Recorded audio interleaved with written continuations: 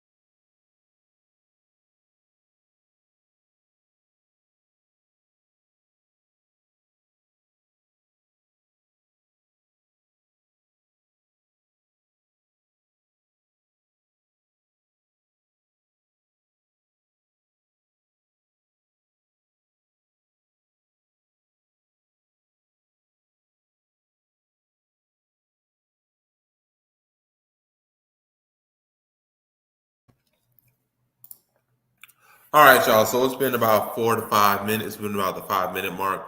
So we'll get started. I know some people came in. I know more people will come in as time progresses. Today's topic is again, it's titled Gone Wrong, Pan African Village in Ghana Causes Tension. And then we're going to be having our Q&A. So for those who do not know, there was a situation that was occurring in a Pan-African village that had just gone horribly wrong. It was reported by the NPR, and this is not just a one-off. This has been happening numerous times. As I'm going to show with what's going on in the Gambia. So there's really been a somewhat tension between the African diaspora returnees and the locals that live there currently right now, especially in the Gambia and in Ghana. So again, this is from the NPR. I'm going to share what the NPR stated and what they said. Now, I want to make this clear because some people are going to bring it up, so we just need to nip it in the butt. The people in this article are Jamaicans. Okay, they are not African American because I know people are going to bring that up. Are they African American? No, they are not. They are Jamaicans. They are Afro Caribbeans. So we're going to dive into this. It says Pan African Village for returning diaspora in Ghana becomes a source of bitterness. This is by Emmanuel Akanwutu. So it says the dream of a Pan African village, a rural settlement for returning diaspora in Ghana's Cape Coast, has become a source of bitterness. And then we have Michael Martin, the host, or Mitchell, depending on how you want to say. I think it's Mitchell. Mitchell Martin, host. 4 years ago, Ghana launched a campaign to welcome people from the African diaspora back to the continent of their ancestors. The country has even created a settlement offering free land to transplants so they can build homes and businesses. But as NPR's Emmanuel Akinwuto reports, that settlement has become a source of bitterness. I highly doubt that Ghana is giving free land. I have not seen that. But here's what it says further down. It says, from Emmanuel, dozens of homes are dotted across Pan African Village, a rural settlement enveloped by miles of lush farmland and palm trees near the Atlantic coast. Lenval scarce. Nobody has ever lived there before. It was idle land. Akinwutu then says, Lenval Skier says he was the first to settle here 3 years ago and says he'll never leave. We meet in the lounge of his 6-bedroom home. Okay, it's a 7-minute listen. He then goes on and says, I was born. Yeah. He says, I was born on the island of Jamaica a couple of months before 1950, right? So I'm an old man now, or oldish. 73 to be exact. He lived and worked in Canada for over 40 years, but never felt really he belonged. We, as Blacks and Native people, are regarded as second-class citizens. We've reached a stage now where there's an option to find land, countries where you can be totally free. So Akinwutu then says, so when he retired, he considered starting a new life elsewhere.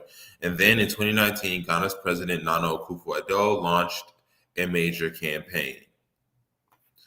The words of President Nana Akufo-Addo, fellow Ghanaians, we have dubbed this year the year of return. The year of return was a call to the African diaspora to come back to the continent, to Ghana. Thousands of Black people like Skiers arrived, encouraged to visit or even settle. Then he found out about a project offering free land in a settlement within the town of Asebu along Ghana's Cape Coast. Yeah, somebody's footsteps. He says, so we're walking through a dirt road that parts through 5,000 acres expanse of lush farmland that's Pan-African Village. That's a diaspora settlement donated or offered by local traditional rulers to any Black diasporas wanting to come back to Ghana. Akinwutu then states, continuing, all around me, there are clusters of homes that have already been built and many of them under construction dotted all across vast expanse of land. Mayan Vivale is among a small community of people living permanently in Pan-African Village. She was born in Jamaica and then lived most of her life in the U.S. Then she moved from Atlanta, Georgia last year, and soon after, she said she was given a new title. My name is Na, and I'm going to butcher his name, but it's going to be hard for me to pronounce. It's going to be Na Boaf Wayena. I am Mapese Tulu the first. My title is Diaspora Development Queen for Ghana. I met her in her living room, sitting on a wooden throne, her feet on a stool that rests on a lion's skin rug. She dressed in kente fabric, traditional Ghanaian clothing, draped over her shoulders. She said she was crowned by chiefs from the god ethnic group.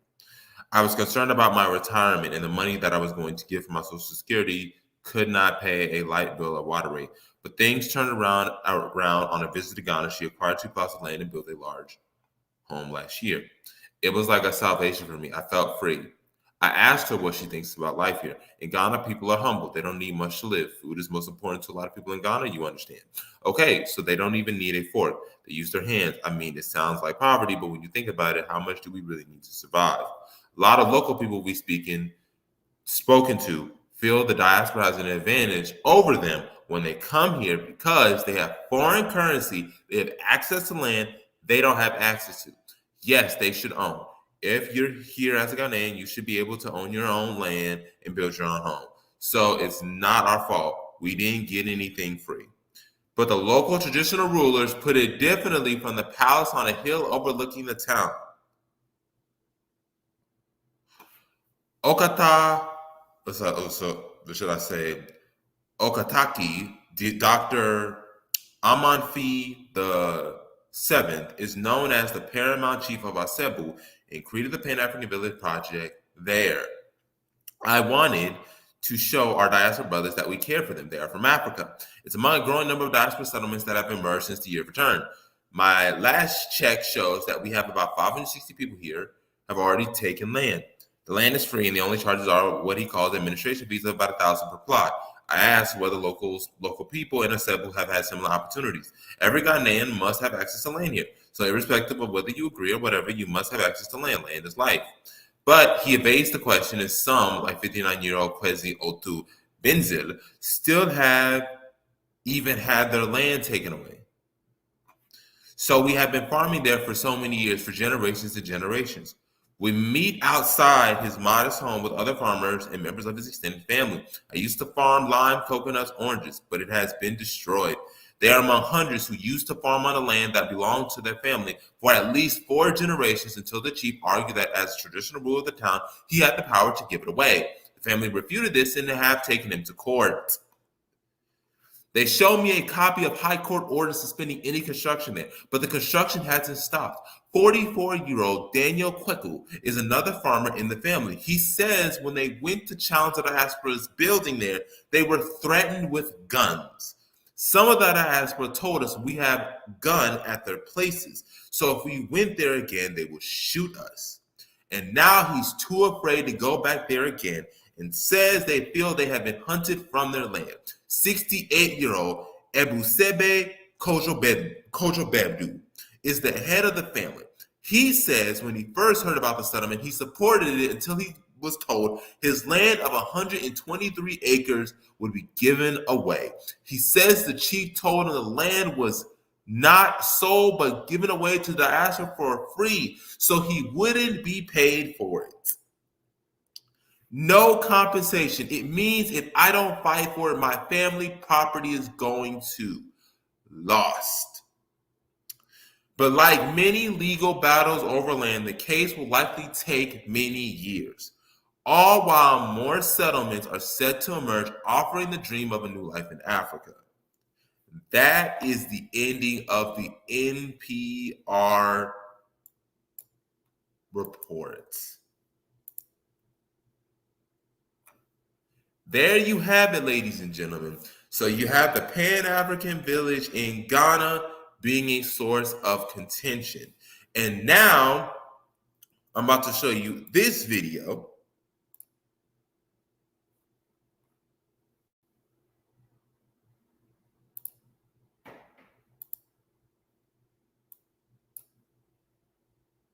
Not going to show all, but it's 26 minutes. But it says right here, see how Black Americans are being attacked and sent away by hostile Africans in the Gambia. Now, there was a video on TikTok of a Gambian who was complaining that African Americans were coming to the Gambia. Now, here we have, again, a further confirmation. But I'm not going to read too much into it. I'm only going to do like 30 seconds or maybe a minute in. But not know. There is a growing underbelly that is specifically coming together in Gambia to wage war on the Black Americans that are coming there.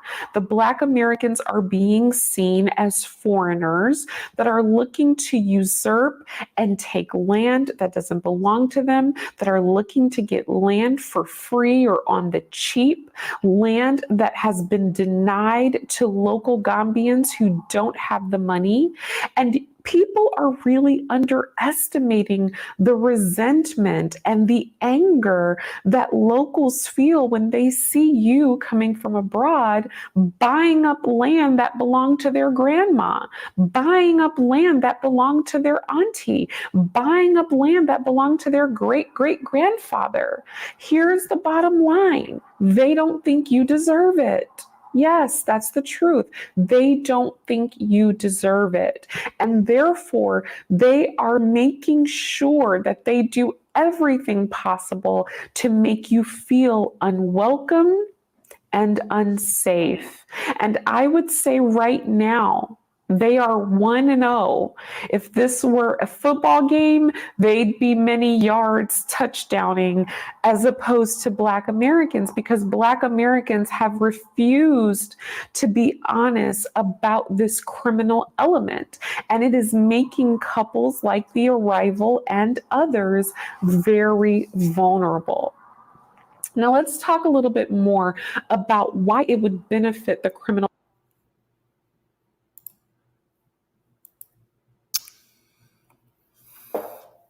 Well, holla, any words that you have to say? Any words that you have to say? Yes.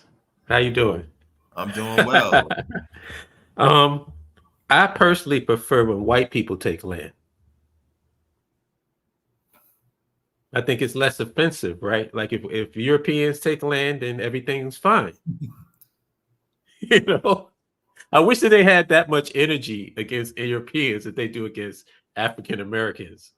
First of all, I have a question. How can you take somebody's land to be like somebody's auntie's land? How does that happen? I guess the land was originally owned to that family. It maybe was not written down in paper or was a set in stone in terms of documentation, but it belonged to that family for generations. It just was kind of a community rule or accepted in the community, and I guess it got sold off, got from like the Lolo, or they got offered some money, and it's now theirs. Yeah, but somebody has to sell it to them, right? Yes. So who's that person? I Who's the guess person that somebody. has the I guess it was some shady person in the family that offered them the land. Oh, okay. So that sounds like a personal problem. If you got people that's selling your own land off, how is that the problem of the person who's coming to purchase land? It's not. I don't know. The whole thing is kind of crazy to me. What is your thoughts on it? I want to hear what you have to say. My first reaction to is this is another case, and I said it earlier of we told you so. We told you so. We told you this was going to happen. Okay. As this one tweet, this is the best tweet that I saw on Twitter that it sums it up quite well. I mean, it sums it up quite well. And she's not blaming African Americans, but she brings up a good point. She says, and I think she's from Ghana. Let me check if she's from Ghana. Yeah, she's from Ghana.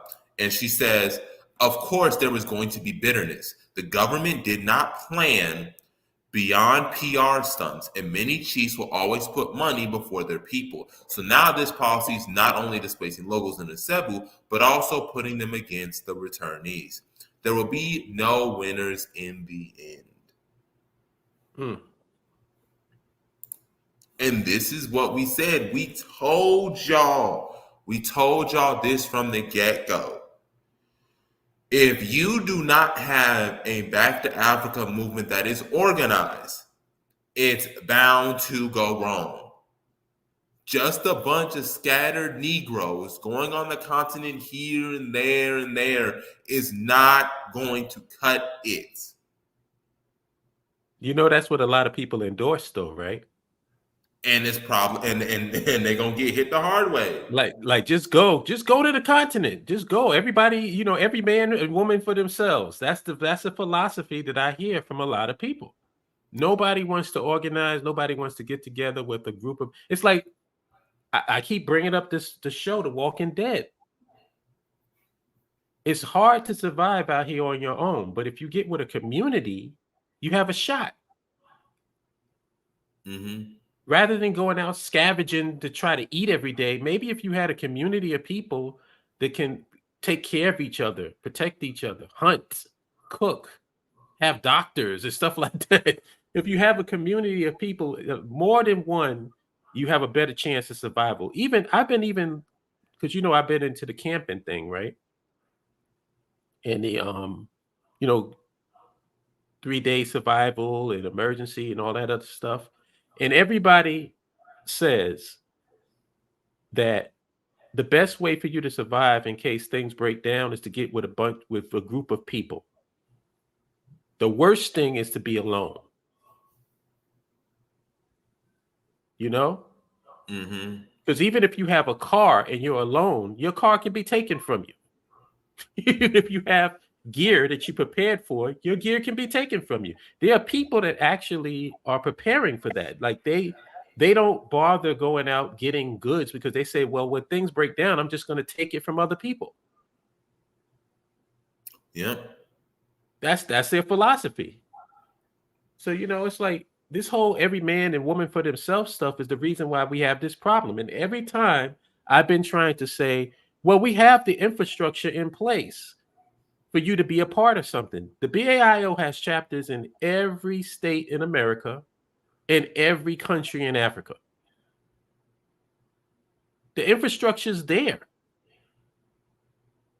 But, you know, everybody wants to play, you know, like they Han Solo. Let's see how that's working. This is how it's working out for you.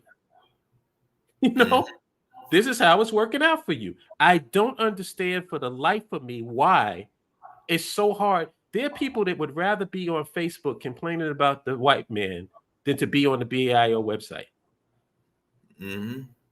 You're talking about a free website. All you got to do is just sign up. Free.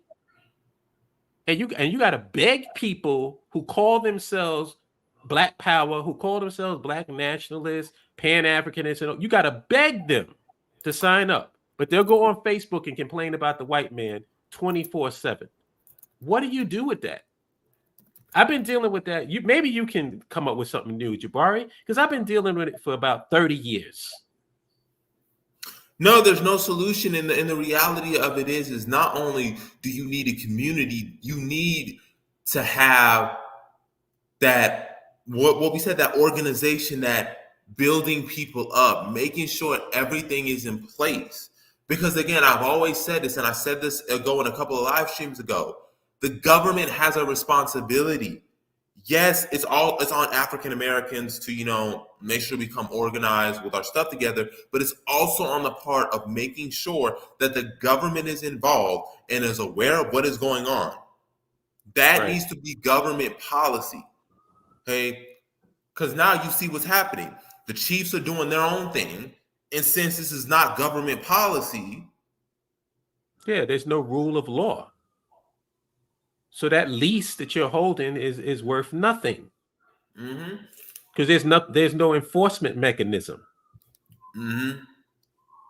There's no insurance. It's like I said, it's this wild, wild west, every man for themselves. And the crazy part about it is we were on a call. I think you were on the call with Carl. And she was going through a map of Liberia. Yep. Liberia is ripe for entrepreneurship, ripe for industry. There's so much land, beautiful land, that's nothing is there. Nobody's doing anything with it. And yet, all we hear from the Negroes here is, oh, America has prime real estate. You have your own country, and you're ignoring it. Yep. Going I everywhere else. just Going everywhere else. We need to go to the Gambia. Oh, we need to go to Kenya. Oh, we need to go to Tanzania. Then when you find out Tanzanians don't want you, or there's a huge culture shock, then you want to leave Tanzania. Then you want to leave Kenya. Then you want to leave all the other places that go to the country that you actually helped establish, that you have close connections with, and you would have a stronger argument.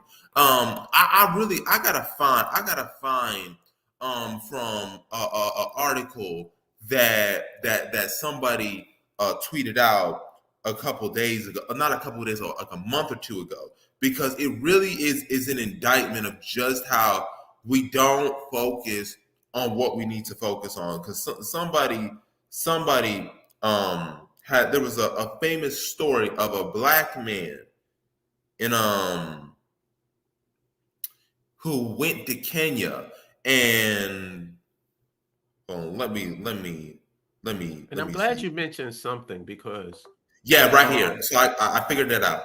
So okay, so I got it. I bookmark it. I'm going to show it right now for people to understand what kind of nonsense we're dealing with. Or how we refuse to see the ball. Okay. I think I got it now.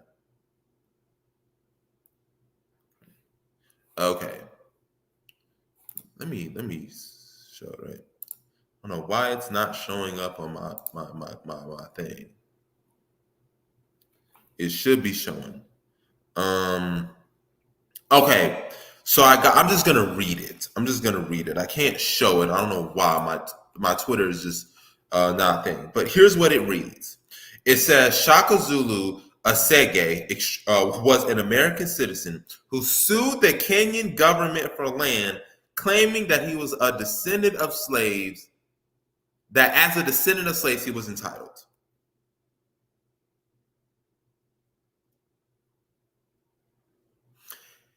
He awaited a hearing in a Nairobi court in 1991. He lost the case.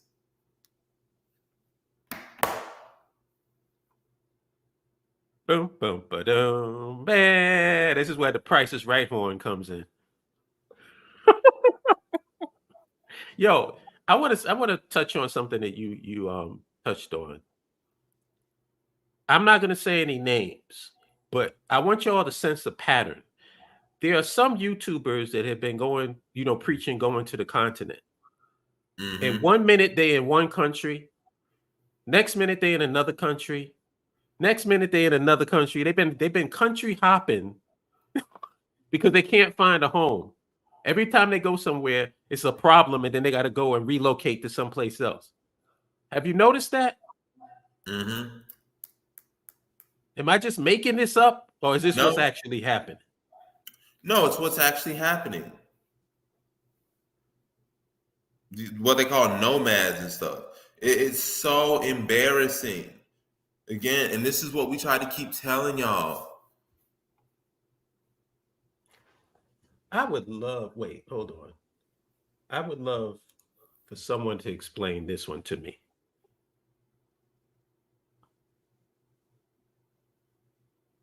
Listen, going as a group and playing into divisions can make things worse, not better. I understand Black Americans have some kind of network, but it shouldn't be in a divisive spirit in us versus them thinking. Well, as you saw in the video of what I just played, they already have an us versus them mentality. In the Gambia, they already have an us versus them mentality against us. So we have to protect ourselves. One of the things that I think that we need to have an honest conversation about, and it was the same thing that we had talking about celebrating slave traders, is there is a sense of, I would say, delusion about how the African continent actually is. A lot of people have this mindset of we need to unify and we're all in one. And while I do agree with Pan-Africanism, you have to understand the politics and the dynamics on the ground that's happening in those countries. Most African countries do not have a unified singular front. We got whole ass wars waging Have you not seen what's going on in Sudan? Have y'all not seen what's going on in Congo? Have y'all not seen what's going on in Burkina Faso? They just had a coup attempt that happened in Burkina Faso just yesterday. Mali having to deal with the Azawad. I mean, Nigeria having to deal with Boko Haram, still there since 2013. It's been 10 years. They still ain't dealt with them. Well, actually, not 10 years. It's actually been 14 years because they came in 2009. You have Ethiopia with this conflict with Eritrea and Egypt. We have to be real about what's going on the continent. We can't be having these rose-colored glasses. And we also can't be creating these false narratives, because just because you go as a group doesn't mean that you're going as a conquering force. Yep. We have no intentions of fighting against other tribes of Africans. What we want to do is participate in the government. Yep. We want to be able to improve, have people in there who are working in the interest of everyone in the country, not just African Americans. Everyone in the country should benefit. You should have leadership that's trying to make the country be the best that it can be. We are not pro-tribalism. This is what people don't see. It's like that's a false narrative to me. It's like, so if you go over to a country as a group of African Americans, you're going over there as what, an invading force? That's just a given. Do we intend to invade Liberia, Jabari? We don't need to.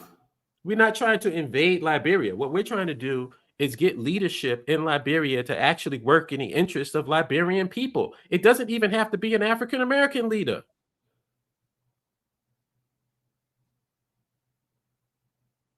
We support people that want to make the country better, not divide the country and keep the country in war and engaging in this tribalism that doesn't benefit anyone. So I totally reject this narrative that if you go as a group that you're divisive by nature. Like, I don't buy that. And I've always made that point. Like, people say, oh, well, African Americans can't have their own country in Africa because that's divisive. Okay, so then if you're Nigerian, that's divisive, right? Yeah. If you're Kenyan, that's divisive. If you're Ethiopian, that's divisive, right? Yep. It doesn't make any sense.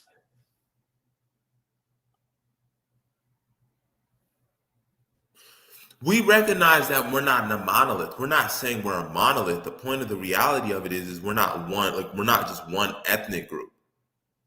But that's the thing that people need to understand. It's certain presuppositions that are just false. Even Black Americans don't like being seen as a monolith. Whoever said we did? Yeah, I'm about to say. Like, but at the same time, we're not like this just one uniform ethnicity. There's different subgroups within the African American community, and we honor and we recognize that. We're still like all somebody. Jabari, somebody said to me, "Oh, Africans sold Africans into slavery," and I said, "Well, what Africans? Which ones?" Like, nobody ever answers that question.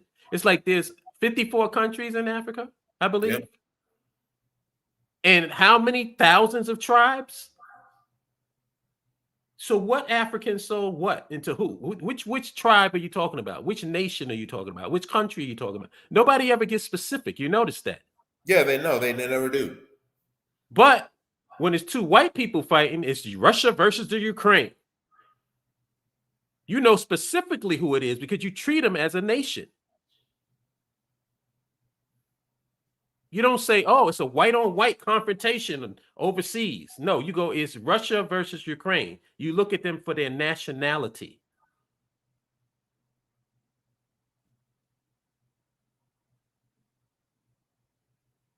So it's just, I reject these presuppositions. I reject these false narratives. It's like these are what I call straw men. Yeah, no, they're exactly straw men. And again, we need community because guess what? We have to fight on behalf of our interests. In the same way, I would not tell somebody in Ghana they should get rid of them being a Khan, okay, or them being Ewe, or them being Yoruba.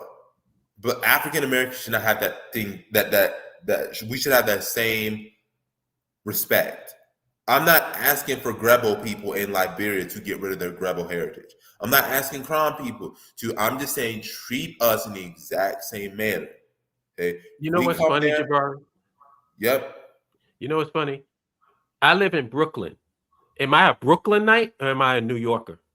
you're a New Yorker. It's like we're trying to reintroduce ideas where people are literally living the ideas. It's the same thing. I'm in Brooklyn, but I'm a New Yorker. And if you want to take it further out of that, I'm in America, so I'm an American. Yeah. What does your passport say? What Right. does your driver's license say? So I don't understand why, like, you being from a certain tribe means anything to the overall benefit of the country. Who cares? Does it really matter what tribe member is the president of a country if that person is taking care of the people of that country and not just their tribe? I just want to get to Black Blaze. That was our whole point of us doing the beginning of the live stream. That's why we did this video saying gone wrong. This is what happens when you're not organized. Even at a community level, this is what happens when you're not organized. You don't have an end game. You don't have an agenda. This is inevitably what happens. This is what happens when you don't have government support and government policy to outline what is going on. This is what you inevitably get. People doing shady deals, people cutting corners, all of a sudden people getting finessed out of land that they own. And now there's this whole conflict going on. This is what happens when you're not organized. And that is why I said, we told people, we told you so, that if you're going to do this, it has to, one, it's going to be on a mass scale. Number two, it's got to take a lot of organization, a lot of planning, and a lot of clear understanding of what the agenda and end game is in government policy. The government has to make sure this is set in stone. This is law. This is policy. This is how it's to be conducted. This is how it is to be enforced. Yeah, and if you notice, the same technique, the same thing that's going on, the dynamic that's going on overseas is the same thing that's happening here domestically. What we have in our so-called Black community is a bunch of self-appointed leadership. Nobody voted for Umar Johnson to be a representative of Black folks in America. Yeah. He appointed himself as that. Nobody voted for Tariq Nasheed. And this is what you get, because people can exist as individuals in the vague and the abstract. But when you make it tangible and concrete, then they can't do that, because then they have to be held accountable and liable for what they do. So that's the reason why, if you ever want to know why nobody wants to have organization and nobody wants to have nationhood, it's so that a bunch of individuals can make money off of your plight. Yeah. That's the reason. And not have to be held accountable. They don't have to be held accountable. Unlike if you say that, oh, all right, I'm going to be the person that's in charge of international trade, and you don't do what you're supposed to do, you're out of that position. Yeah. This is the problem. It's like you can be a self-appointed leader, because that's especially in the vague abstraction called the conscious community. That's why they love it. They love the vague. They love the abstract, because there's no accountability. There's no liability. Yep. And they're very narcissistic. They give this grandiose perception of themselves, like, oh, Umar says I'm the greatest Pan-Africanist on earth. And it's like, bro, you can't even build a school. You can't even build a simple organization with chapters like we do. And yet you're the greatest Pan-Africanist on earth because you get attention. You haven't trained one student. Mm-hmm. Forget the school. The school is just a physical place, a building. If you're a teacher, where's your students? Mm-hmm. You Where's mean the to tell me in testimony? 10 years you haven't been able to teach anybody anything? Where are the testimonies? Where are they at now?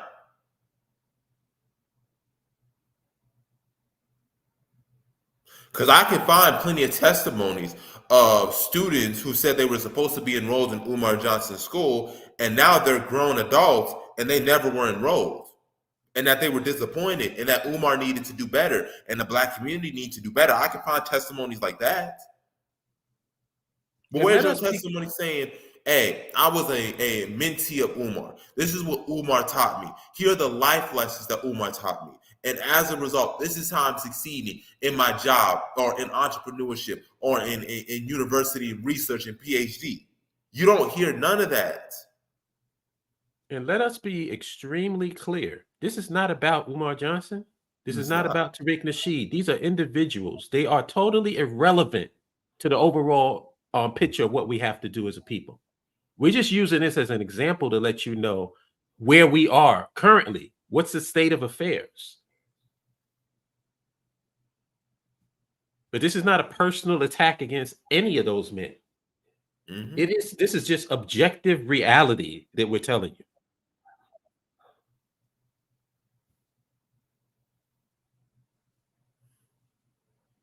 But I know this.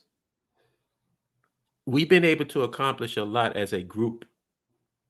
We've been able to accomplish a lot on the continent, in Liberia specifically, as a group of people. We can honestly say that our group contributions go directly toward the cause that we're doing. No one's getting a penny personally. There's no salaries. Everything is volunteer. Why? Because we're doing it out of love. What organization can say that? And if they were doing that, guess what? They'd be working with us. You got people dedicating their time and dedicating their resources on a monthly basis consistently for the whole year of 2023 without a dime going in their pocket. If that's not love, I don't know what is. If that's not something you want to be associated with, I don't understand what the fuck you're doing.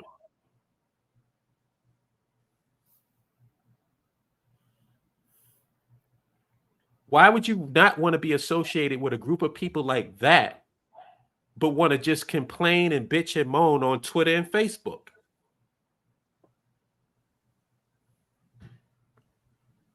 It's almost like this bitching and moaning is like sort of like foreplay for these people.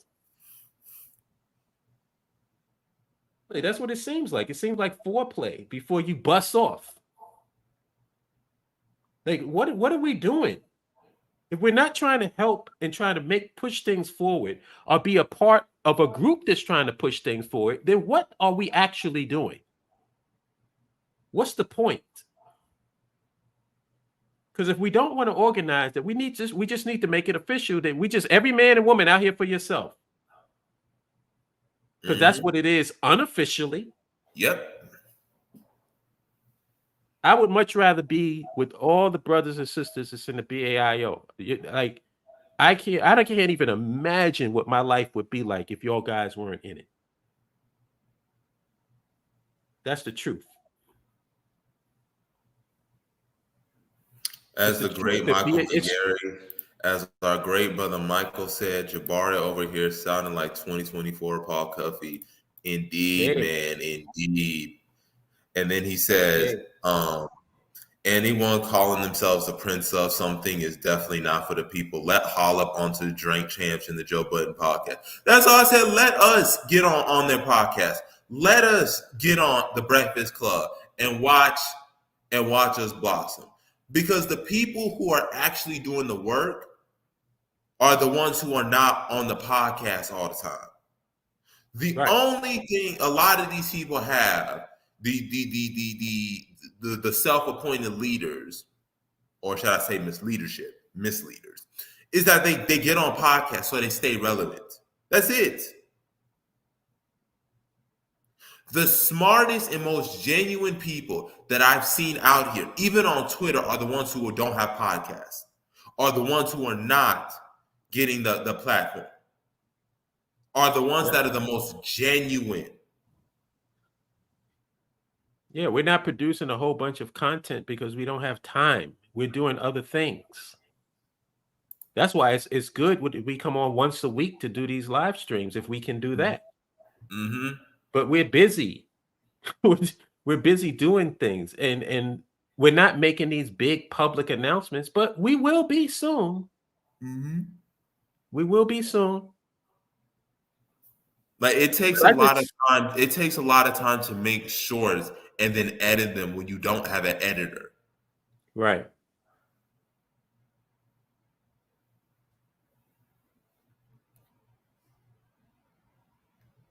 Is there anybody else in the queue? Or just me and you? Yeah, it's just me. It's just me and you right now. Okay. I'll say if more people can come in and tune in. Again, this is a Q&A too, so ask us all the questions. Give us any thoughts and opinions. Like I said, this is the end of the year. We're going out with a bang, so we're gonna start 2024 off with a bang. So ask away, talk away, chat away as much as you want. But yeah, it's just one of those things that's just.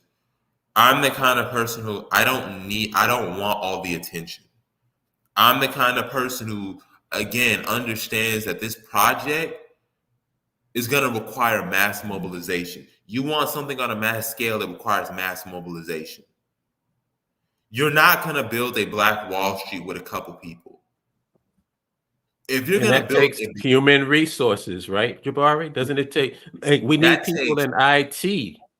It takes not just a couple. It takes thousands, tens of thousands, possibly hundreds of thousands to get that even up and running and on the move. And look at the amount of stuff we've been able to do with like just a few people. Mm-hmm. Can you imagine when we get hundreds and thousands of people? Mm-hmm. But people have to be willing to contribute and bring their skills into the group. Mm-hmm. And there's no furry coats and no gold rings and stuff over here. Nobody's getting paid from this. Everything is going toward the development of the project that we're doing, the students and the school and the country. Holla, I just looked up the largest engineering firm because I do engineering. I love engineering. So I looked up the largest engineering firm in the world. The largest engineering firm is a firm called Siemens. I think it's called Simons. Sorry, not Siemens. Simons. It has a 127 billion market capitalization. Do you know how many workers they have? 300,000 across the 190 countries. That means per each country, that's 10,000 employees, borderline 20,000 employees. Right. That's what we mean. If you're going to make projects on a mass scale, and what we're trying in the long run to do, you want to build a Black Wall Street. You want to build what I don't like Wall Street anyway because Wall Street they bloodsuckers, but that's what people's frame of reference is. It's going to take that many Black employees to get this done. You're going to need that many employees, human resources, project managers, architects, drafters. This is what it takes, and that's what our mindset here is at the BAIO. We're not just selling people dreams and not telling them how do you get from point A to point B. We're telling you this is what it is, and this is how you're going to get from point A to point B.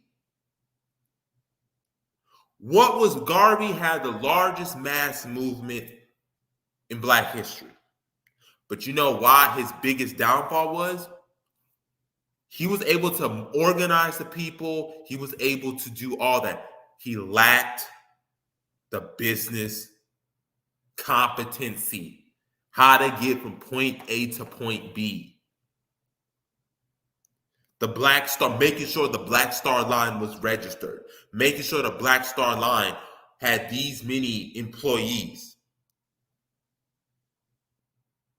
making sure that the Liberian government was clear and understood what needed to be done.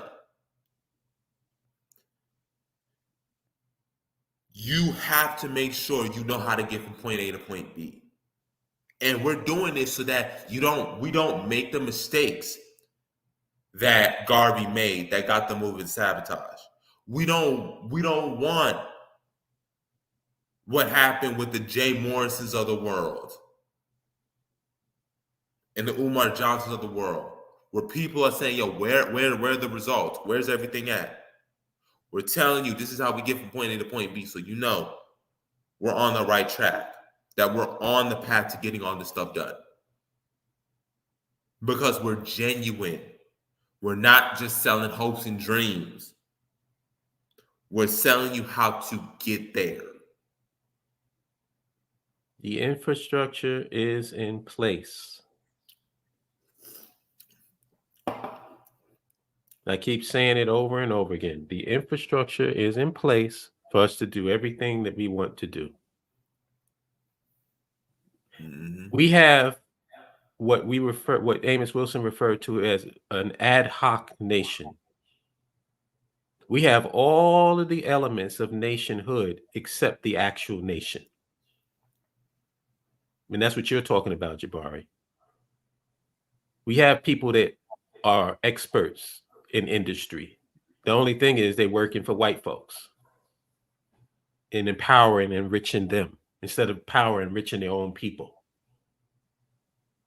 We have every element of nationhood that we need to be self-sustaining. Yep.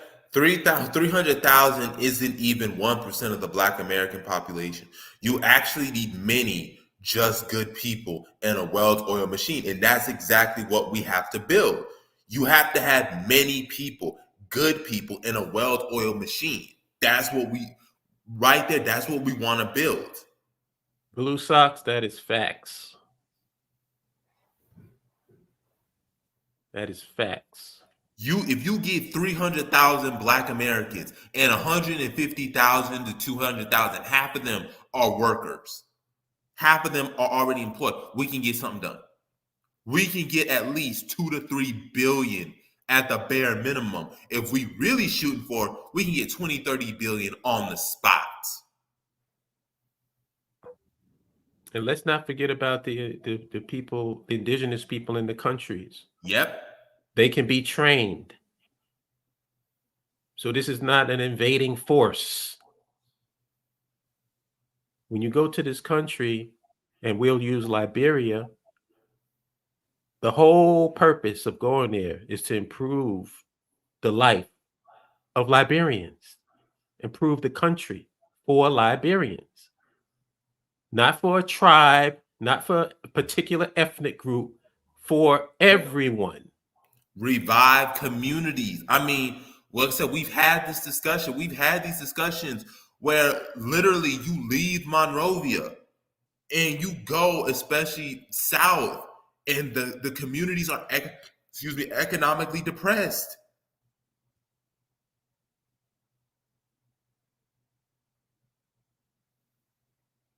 Like they're cut off from the rest of the country. I mean, we had this whole conversation, and it showed, and this is why we said before, when we go there, that's why you haven't seen us sped through. I'm actually glad we didn't go to Liberia last year, because I was trying to get us to go to Liberia last year, hard, and I'm glad I didn't go last year. This is why, because you have to be calculated with what you do. You can't just be saying, okay, we're just gonna do it. Like, you have to be calculated. Yes, you want to do it, but you want to be calculated with it.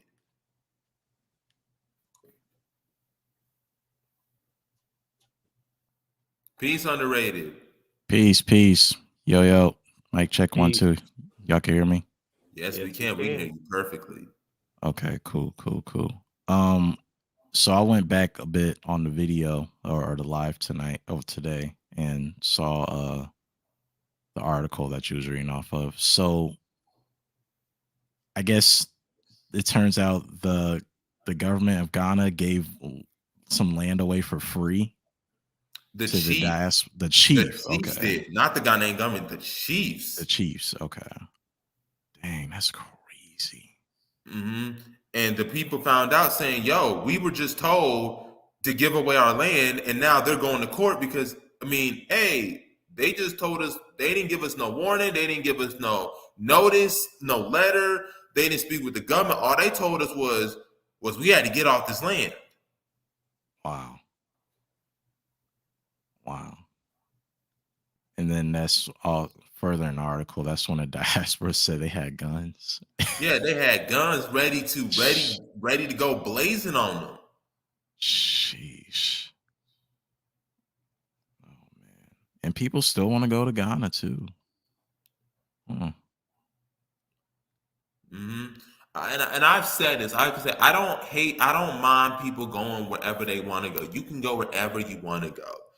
But like I made with that article about the dude whose name was Zulu Asege, and him going to the Kenyan government saying, as a descendant of slave, I'm entitled to land in Kenya, and the Kenyan government basically denying him that case. It's like at some point we gotta look in the mirror and just say like it's right there.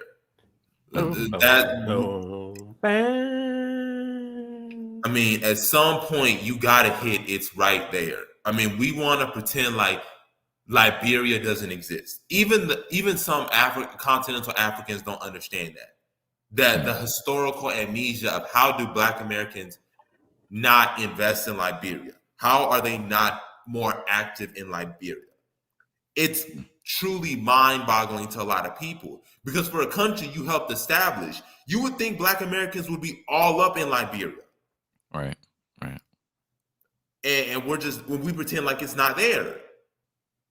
And we get upset that African countries don't want us there or there's this tension. I remember watching a video where they were like, should African Americans have their own country in Africa? And you know what most of the comments were?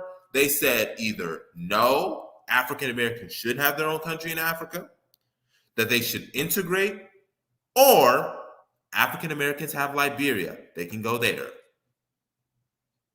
Hey, no problem.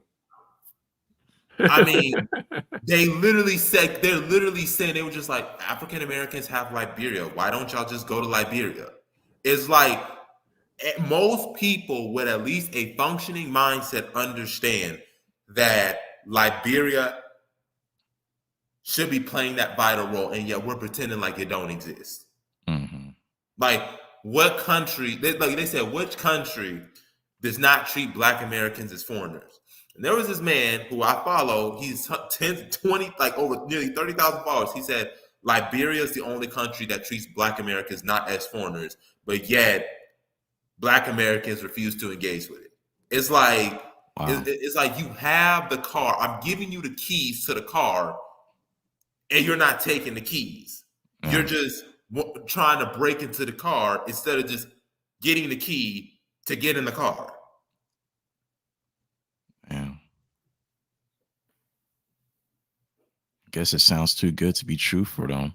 Well, I guess one of the things I wanted to know, like, just from the jump, was it ever a need to have like a so-called Pan-African village there in the first place? Where? In Ghana. From the article in Ghana. Like, I was just thinking, when they just build the area that they were trying to build without putting a name on it or so, I guess. What they should do is consider themselves Ghanaians and try building up the country collectively. That's what they should have done. Yeah. If you're gonna go to a country, that's gonna be your nationality. So all the people in that country should work together to make the country better. Which is what I always said about African Americans here in America. It's like drop the African and just be American. If this is where you want to be, then you consider yourself an American and work with every other American to make this country better. Mhm. Why are you, what's up with the pseudo cultural pretensions? You want to have some separate black existence in America? That doesn't make any sense. Yes, Black Blaze, you're right, but I would say it's even more ridiculous considering Kenya has no ties to the transatlantic slave trade. At least the Kenyan or Ghanaian, although they would lose, at least they got a more legitimate argument. Hey, I'm Kenyan. Hey, I'm Ghanaian. Like I'm actually from here, like in like ancestry, mother, grandmother, father there. Um, so it's like, bro, you're a black American from like let's say you from South Carolina or let's say you from New York. You think Kenya's gonna say, yeah, man, we're gonna give you land because you are descendant of slaves. Brother, we ain't sold y'all into slavery. We ain't got nothing to do with that. Like, if you gonna at least make that claim, go deal with it with West and Central Africans. Hell, in Mozambique and Madagascar. But don't come to us in Tanzania and Uganda. It was just like when the Ugandan president did his virtue signaling, saying, "Oh, we apologize for slavery." Uganda was not part of the transatlantic slave trade. What the hell? Like, what? Like, Oh wow, I didn't you know you that. ain't Virtue signaling is the key. like you ain't got nothing to do with the transatlantic slave trade. Why are you apologizing? Why are you expecting Tanzania to give black people land? We ain't from Tanzania, bruh. There were no slave trade in like transatlantic slave trade in Tanzania. Like, what are we doing, man? Mm-hmm. I put a link to it's not clickable, but you can copy and paste a satellite image of Liberia. And you can copy that link and paste it into a browser and just check, magnify it and check to see the amount of houses on that land. Outside of Yeah. Monrovia, not in Yeah. Monrovia, outside. Large swaths of land with no occupancy, just ripe for development. Check it out for yourself. Look at it. Don't take my word for it. Copy Yeah. and paste it and look at the satellite image and you tell me about who has prime real estate. Mm-hmm.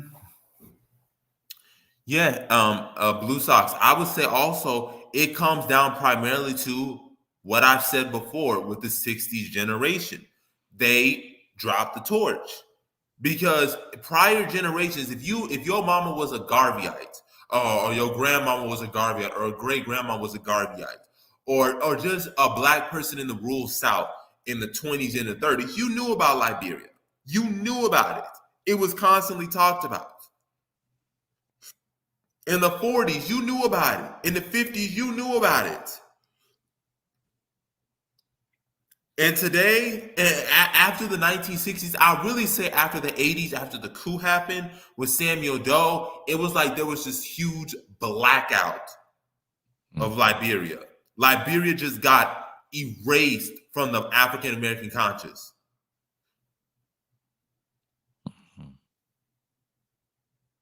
And now it's like most Black Americans are unaware of Liberia. And if they do know about Liberia, they know the mainstream narrative.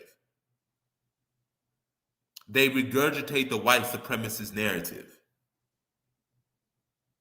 They're not aware of how great President Roberts was and what he said with his with his inauguration. If you've ever read Joseph Jenkins' inaugural address, it is mind-blowing, amazing. If you've ever read the Liberian Declaration of Independence, it is mind-boggling. If you've ever read the presidential addresses of Roberts, of Benson, of Russell, it is amazing of how well they were able to.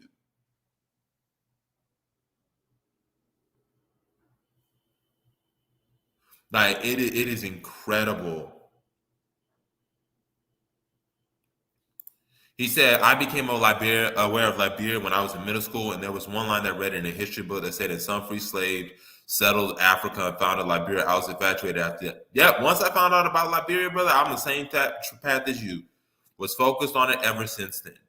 It's an oxymoron. It's an oxymoronic question for them because to them, the country they're thinking of that they want looks exactly like where they already are, with all the same dynamics already in play. Yeah. America and Africa, white run and all. Yep, that's exactly what they think.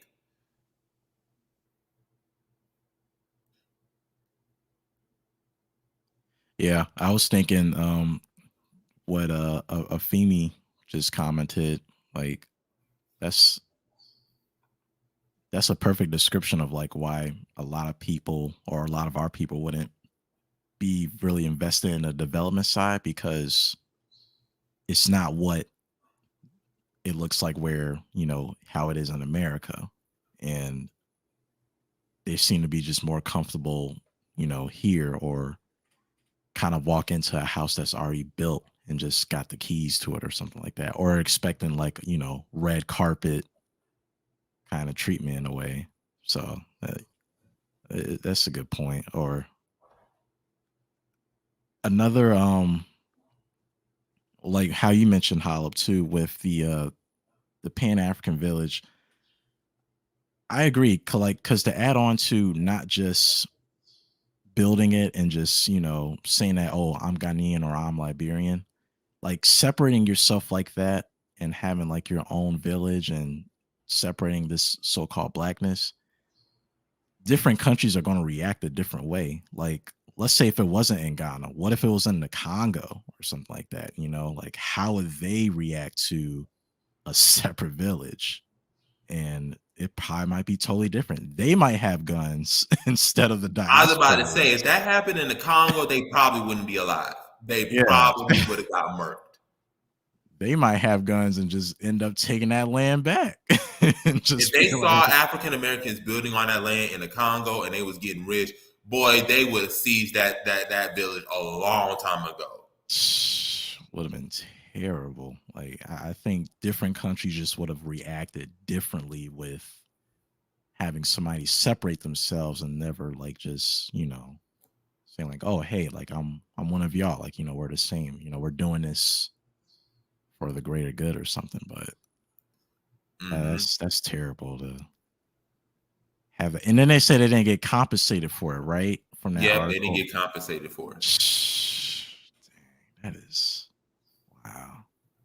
Yeah, it's a totally different mentality when you come there to make life better for everyone, Yeah. rather than just carving out a little piece of existence for yourself. Because I know me, I don't want to be in a good position while everybody around me is suffering. That's a recipe for disaster. Disaster. Mm-hmm. I don't want anybody suffering. I want everybody to get up to a level of comfort. Mm-hmm. Oh, You know? you know what I think the problem is, and this is a root cause that we have to do. A lot of Pan Africanists have a backwards mentality, and what I mean by that is they're very anti-modern. What do I mean? They don't want to live in cities, live in suburbs, live where actually everybody's at. They want to live off the grid in some rural village, away from everybody. You notice how when we see these videos in Ghana and other countries, it's we living off the grid. Why can't it just be we're building a neighborhood in Accra or East Lagoon or Kumasi, and we're You know building why all though, right? because that means you You got to know, actually. no, the reason why they want to live off the grid is because they don't control the grid. They, like in America, they don't have any power. So it's always about living off the grid and no, if you control the grid, then you don't have to live off the grid. And like you said, it's this backwards mentality. Like somebody said, oh, Africa wasn't meant for skyscrapers. Really? That's 2023, about to be Last 2024. time I heard Dubai was in Africa. I think, Egypt. I do have a map. Last time I heard Egypt was in Africa, and Egypt got like skyscrapers for miles. these people live in these people, like Ronan said, want to live in medieval Africa. Like, these are the people that you need to get. Like, a time machine needs to be invented, and they just need to be shipped back to the 1400s, back to the 1500 BC era, because that's how they think. Mm-hmm. Now I want modern amenities. Sorry. Yeah. I want modern healthcare facilities. I want self-driving cars. I want smart infrastructure. I want artificial intelligence, general super intelligence. I want to be able to go out into space. I want planetariums. I want to live a modern life. Yeah, yeah. Because that medieval mentality is going to affect a lot, because they're going to have medieval solutions where Here's one. it Here's one. seemed to work for that time period, but in 2023 we have things that can solve stuff much faster. So, I agree with this. I would like to be able to flush a toilet. yeah. Like, I don't want no water closet, where you gotta walk out, take a dump, and then clean it, weeks later or whatever. Yeah, or having to dig well to get water, Yeah. or having to say, "Hey, you can't drink water because it's contaminated with mercury." No, I want my water to have low turbidity, which means that it's clear and I can see through, and all of the bacteria and chloroform and all that stuff is removed. I would like to have water treatment plants where the water that's coming into my house is water and not brown water. I would like that. And you can get it too. Yeah. And I will. It's not like this is, something that we got to wait for, like, way down the line, like this is Star Trek or something. It can happen right now. Right. They don't want to build. They want to retire in style. Yeah, they want to retire in style, drink from coconuts, had kids. They basically want to live like a tropical vacation is. You know how on those tropical vacations you go to the Barbados or Antigua or Tahiti or Fiji, and you just sitting on a beach drinking coconuts, and you just laying down on the beach. That's what they want. They don't want the music. actual, The music video version of success. Just a bunch of people with shades on, tipping champagne glasses, but nobody wants to do the work. Oh no, we're not. These are modern women right now. Oh no, brother. What we're saying is, we're not saying that this is African Americans. We're not blaming African Americans on this or Afro Caribbeans on it. We are just using this as an example of when it goes wrong, when everything is not set in place, and just you're not organized. It's easy to get finessed. It's easy to for things to go wrong. That's what we trying to avoid doing. That's what this whole live stream is about. Yo, I'm gonna say this. I'm only speaking for myself on this, so don't say that I'm speaking for the BAIO. But Hollop is not talking to Roman Reigns. Yep. I'm not talking to the tribal chief. Yep. I prefer to be in a land where we have policy and we have laws, we have insurance, we have ways to legitimately, do business. It's a deed. I'm not talking to the tribal chief. Thank you. Right. You said the chiefs initiated this. That's exactly why I said government policy. I'm not talking to a person that's to give me land. No, this needs to be land that I can buy. It is up for sale. You can find it possibly online. It has a fixed price. I go there, I buy it. I have an agreement. I sign it. I have a written contract. It's written, set in stone. It's been given to the government, so the government has it on file. We want that, or we're not buying it. I'm not saying the chief say, "Hey, you can get free land. Here you go."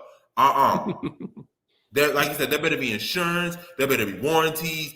All that stuff better be in place. You can't attract people with money to places when they got to speak to Roman Reigns. Right. That's not how you do business. Because the chief may have gave them this, right? But let's think hypothetically, worst case scenario. What if the chief decided to go back on his promise and then says, "Sorry, y'all gotta leave." Right. Ooh. You ain't got no legal document that can protect you. Because yeah, you can go to court, but guess what somebody can say? That he ain't got no legal document. There's no contract. Who are they gonna believe? The chief or you? Acknowledge me. They're gonna go by the chief. Acknowledge me.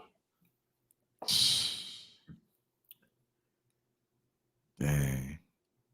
We gotta grow up, man. We gotta grow up, and we have to do things the way that the world does things.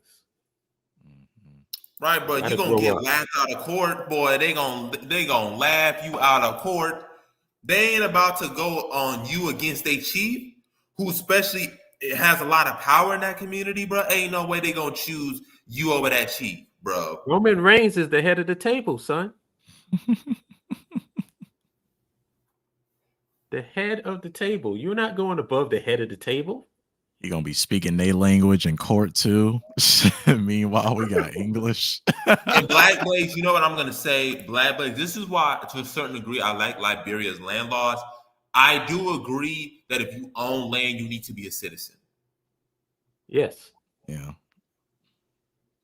I agree with that. I'd rather have them say, listen, these African Americans have to be Ghanaian citizens because at least there's some protection. They can say, hey, these African Americans are Ghanaian citizens. And then they're no longer African Americans. Right.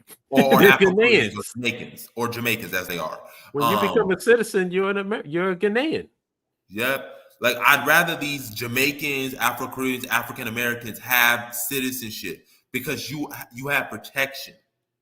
You're not going to, unless you got ridiculous amounts of money, you're not going to win a battle against a citizen. You're just not going to, as a non-citizen, unless that person like killed you or like obviously stole something that was yours. No.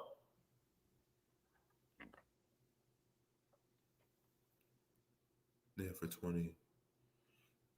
That is, if you've been there for 25 plus years and you just getting citizenship, that's a problem. Oh shit. That's a problem. It's crazy, man. It's like I can never understand why that term Americo Liberio even exists. Because if you've been on that land on African soil for 160 years, why are we even using Americo? Well, it doesn't make any sense. Well, to distinguish African Americans from all the other indigenous groups. Well, how long are you going to hold on to America?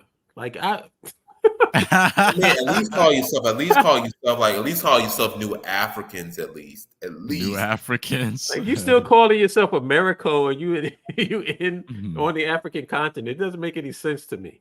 We just want to hold on. Just stay in America. Right. You want to hold on to America like that? Just stay in America. If people told me, I want you to be a Liberian citizen, and you got to give up saying that you're an American. Done. What else do you want? Oh yeah, Ghana. We know Ghana allows dual citizenship. It's just it shouldn't take that long. In my opinion, it shouldn't take you that long to be a citizen. What was Carl saying about the whole dual citizenship thing? So the dual citizenship, one thing she said was, it's basically second-class citizenship. You can be a dual citizen if you are a Liberian citizen, or your parents were Liberian citizens and you happened to escape during the war and you ended up taking nationality somewhere else, but you can't run for office, a high office.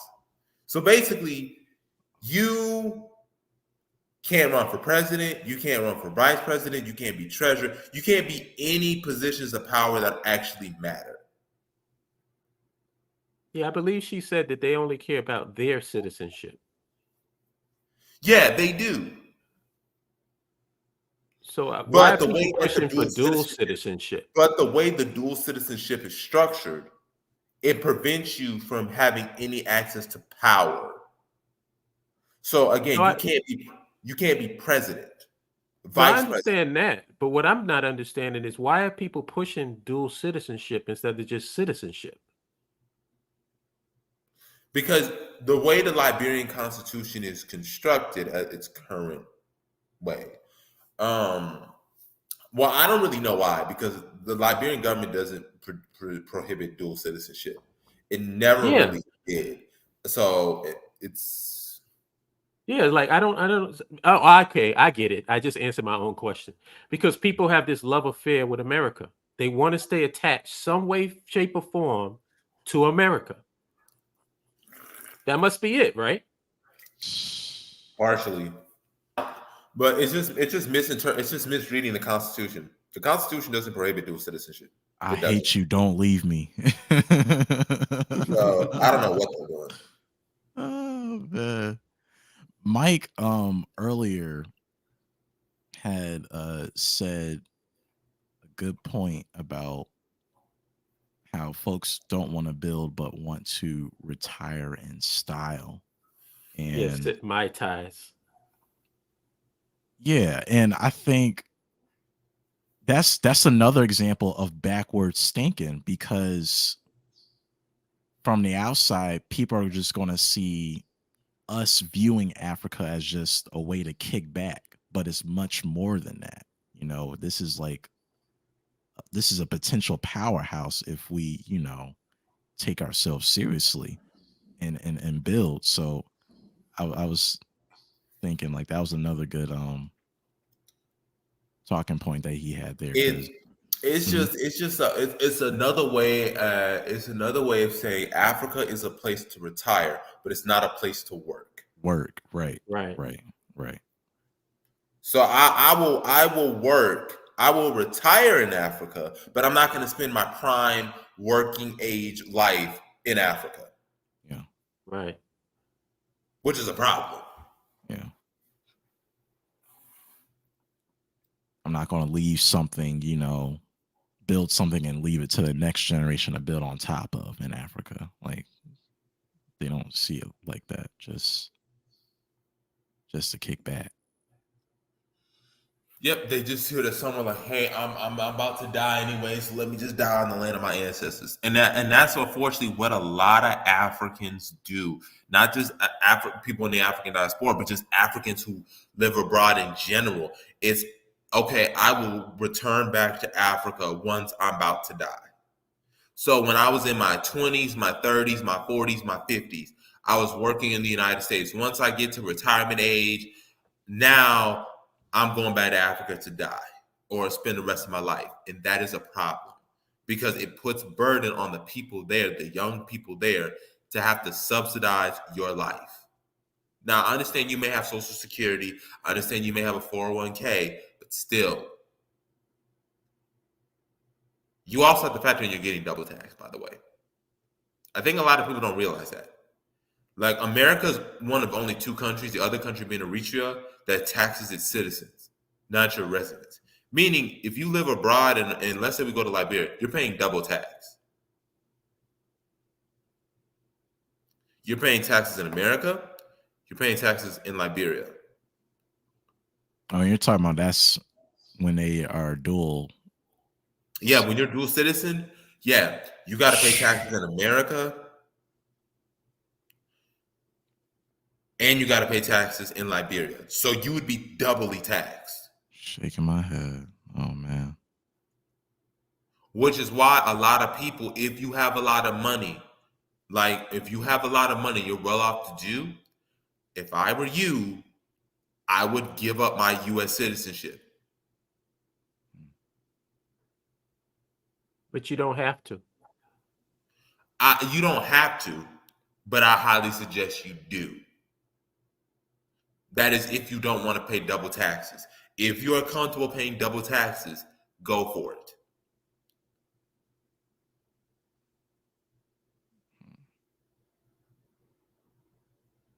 Oh no, brother, I agree. I agree. If you're gonna run for office in Liberia, yes, you can be with the dual citizenship. Yes, I believe you should renunciate that second citizenship.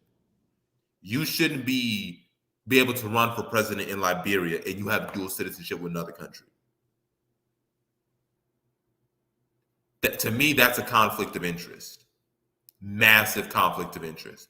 And if it was up to me, I would say if you're gonna run for president and you are a dual citizen, you have to give up your previous citizenship. I think that's fair. Because that's definitely a conflict of interest. Oh my. Big conflict of interest. But the United States only cares about their citizenship. They don't really give a Yeah, shit about anybody else's. And that's the way Liberia is too. yeah. Mhm. It literally means you have dual allegiances. Yeah, So that's what dual when citizenship. you introduce some bill to try to introduce dual citizenship, it's like Carl said, you're basically creating a second class citizenship for yourself. Yep. Mm. Yep. So people need to stop throwing that term around so loosely and understand what it is they're actually saying. Yep. Dual citizenship. How about citizenship? Yep. That's it. That's all it matters. That way you're not going over there and trying to create some separate existence. You're actually tied to the interest of the country Mm-hmm. because your nationality will be that country. You're a Ghanaian.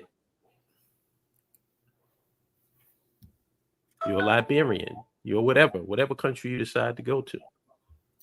Mm-hmm. And listen, and like I said before, once we get to that point where we don't need U.S. citizenship, yeah, everybody should be like, yeah, y'all need to give it up. Yeah, you So shouldn't what? have I a mean, problem giving it up. yeah, like that's the thing. Like I know for some people it's gonna be tough because like, man, I can't come back to America and my roots are here. But it's like, bro, you got people who've left their homeland that been there for thousands of years, and they leave and go somewhere else. There's nothing wrong with that, bro. Why do they think they can't come back to America? Because once if you are Liberian, like let's say you renounce your citizenship, right? Okay. And we have a Liberian and you only have a Liberian passport.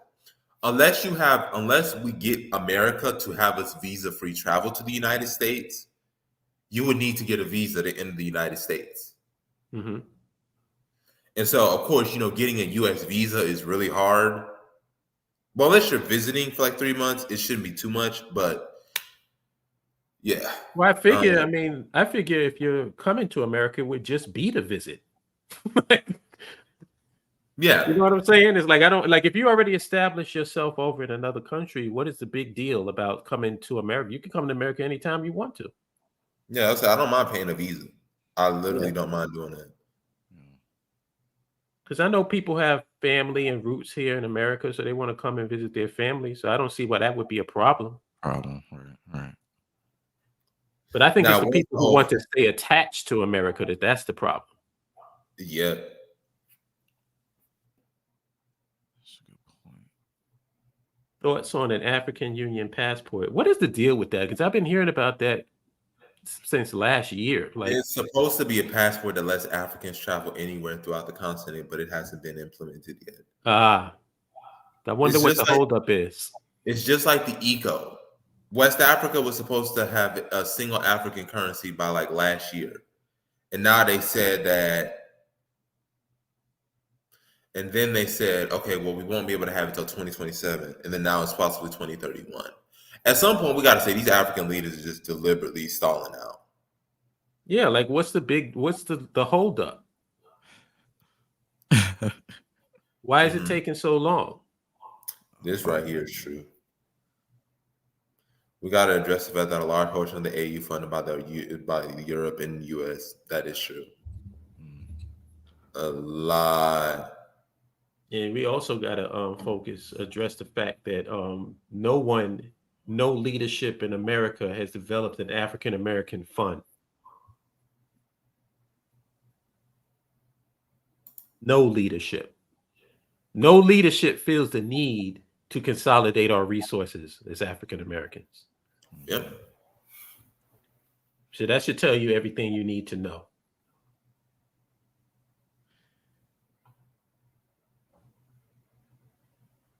It can't be that I'm so brilliant that I'm the only person who thought of this. Yeah. It has to be that people have thought of it and they said, oh, hell no. Mm-hmm. Because They're then not we're going to have to put somebody in charge. We're going to have to make something tangible and concrete. We got to give people responsibility and accountability. Oh, no, hell no. I'd rather be the Prince of Pan-Africanism. Mm-hmm. Some vague, ambiguous title that it has no accountability whatsoever. I can call myself that. I'm the Grand Poobah of Pan-Africanism. Get out of here, man. I'm the king of Yeah, Pan-Africanism. like anybody can just come up with some shit. Nobody voted me. Nobody put me in office. No, I have not one single African-American vote, but yet I'm the Grand Poobah of Pan-Africanism. He's a Grand Poobah.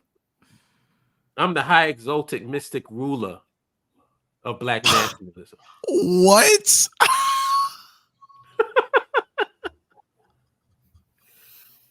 Yes, the high exalted mystic ruler, holla, of Black nationalism. That sound elite. I ain't gonna lie. And hey, nobody has to even give me the title. I gave it to myself. You gave it to yourself. I did the Going LL Cool J on y'all. Going back to the dual citizenship, like, okay, so you got the folks that seem to want that to keep ties with America. But what if maybe they're just not like literate on, you know,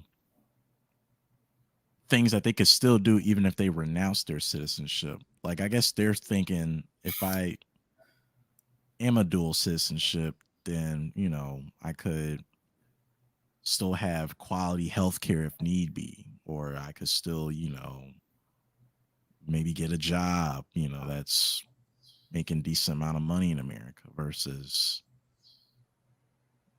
at this X amount of country. Like, maybe there's reasons why they want to have that. I think with that, you just got to educate the population on it. Educate, Like, yeah. they got to be taught to understand like what they dealing with. Yeah. So I think a lot of people, what they think is not actually what it is. Gotcha.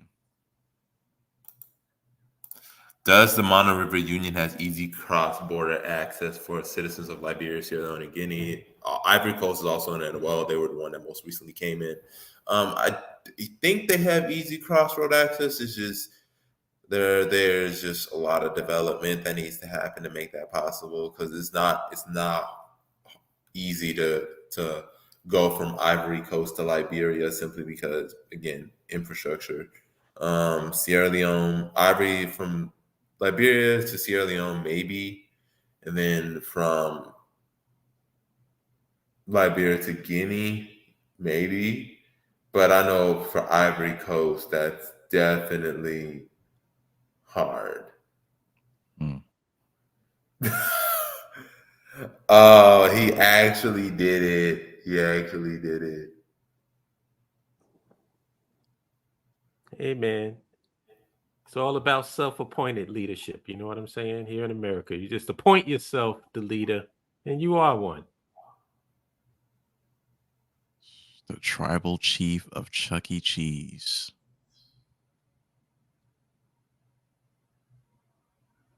Wow.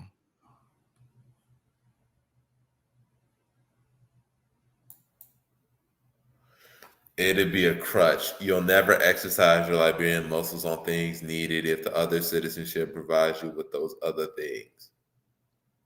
Hello. Yep. But I don't know if anybody looked at the satellite of Liberia, but I really suggest that you do. And you can get to see what we're dealing with and what the potential for growth and expansion and industry. Yeah, go ahead. All right. Industry and all of that. Let me see here.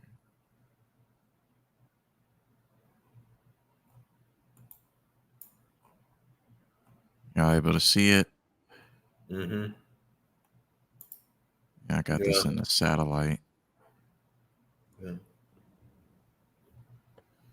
Yeah, if you go on a coastline, it's just like literally like empty space. Yeah, like if you go real close, you'll see one house, couple of houses, and just all land. You see that? Yeah, there's a few Look houses at right look at the there. coast, like all along the coast. Let me see. Am I at the coast yet? Oh, here we go. Oh yeah. Wow. All beachfront property. No houses, no nothing. Except you see there? Little houses, little community there. It's a Pan African village there.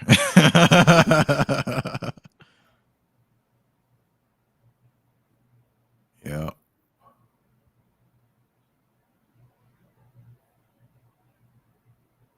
A few houses here and there, but lots of land.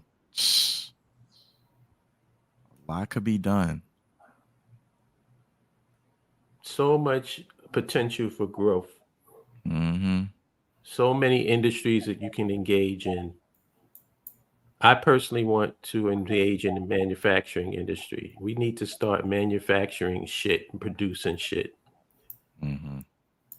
I mean, it is absolutely crazy how much empty land there is.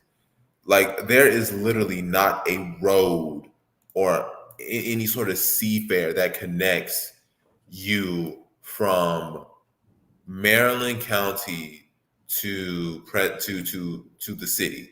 Basically, if you live in Maryland, like you're essentially cut off from the Right. rest of the country. Yeah.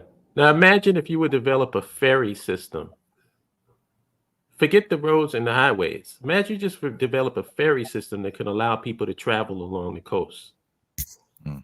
Yep. You think there would be some money in that? Yep. Oh yeah. There's so much, like we have a lot of bright people. I'm pretty sure people can come up with a lot of ideas. I mean, yeah, I mean, literally, there is not a single building like for hundreds of miles. I'm like, yo, it's literally just land. I mean, you could build whole cities across the coast. To be honest, Holland, you could stuff like people say Liberia is too small to stuff like 40 million black people or 20 million. Nah, Liberia can fit us all in. No, Nah, it's they What? not small. It's not small at all. Are they kidding me? you could fit Black Americans, especially all along the coast. You could do that. You think that's small? Yeah, they Yeah, think Liberia is small. It can't accommodate 40 million black people. Like Oh man. you could easily. they I lack mean, already vision, on the coast, you could at least stuff 10 million black people on the coastline. and that's just the coast. What about inland? Yep. Right. You know what I'm saying? It's like the thing is, people lack vision. They don't have any forward thinking. Everything is woe is me and misery merchanthood. Mm-hmm. They can't even put their minds in a position to think that they can possibly advance and be Yeah. successful and not be under the oppressive foot of the white man or Thanos. They just can't think it. Yeah. So when they hear us talking like this, it's like, Mandarin Chinese to them. Yeah. Even But looking like at it as Jabari a service. said, you need people, you need human resources in order to make I this mean, stuff my happen. God. I mean, And I if was you just can't like, even, I'm my sorry, if you can't jaw even just sign dropped up to a because damn website, what makes you think you're my going to go overseas and actually do something? I dropped my jaw because look at I was looking at South Korea. Like South Korea has a population of 51.1 million, yet it's smaller than Liberia in terms of its size. And Yeah. most of the population, about 28 to 30 million people, live in Seoul. That's crazy. Yeah. Look at what Michael said. Do the math. South Korea has 50 million people and it's 38,000 square miles. Liberia has 5 million people and 43,000 square miles. That's That's why our I said nation state, people. like you That's our can nation literally state. Just look at it. Look at the map. We showed you on the thing. You take it and look at it yourself. literally empty space, like literally not a ferry, a road. I mean, literally just straight empty. Yeah, there's so much that could be done because everything's spaced out. Mm-hmm.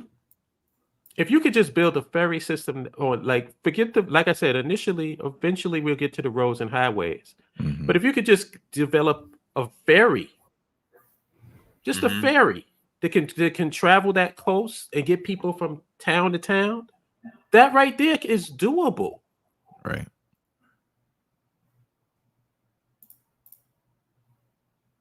You can literally buy a ferry right now, and black folks could do it. If black folks worked as a collective, we can do that within a month.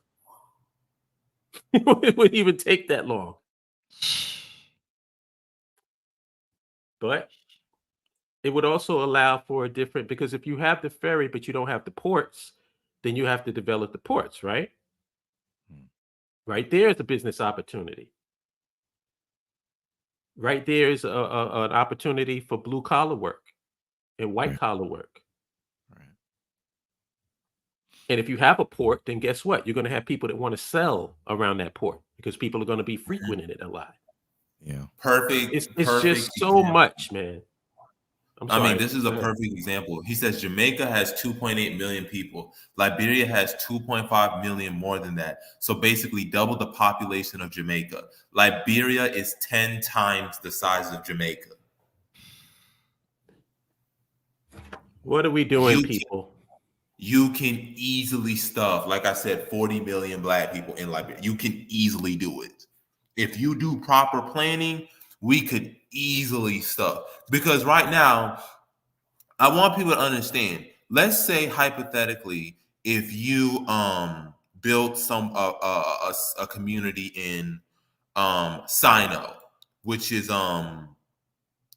on the map, Lexington, right, where Greenville is, right?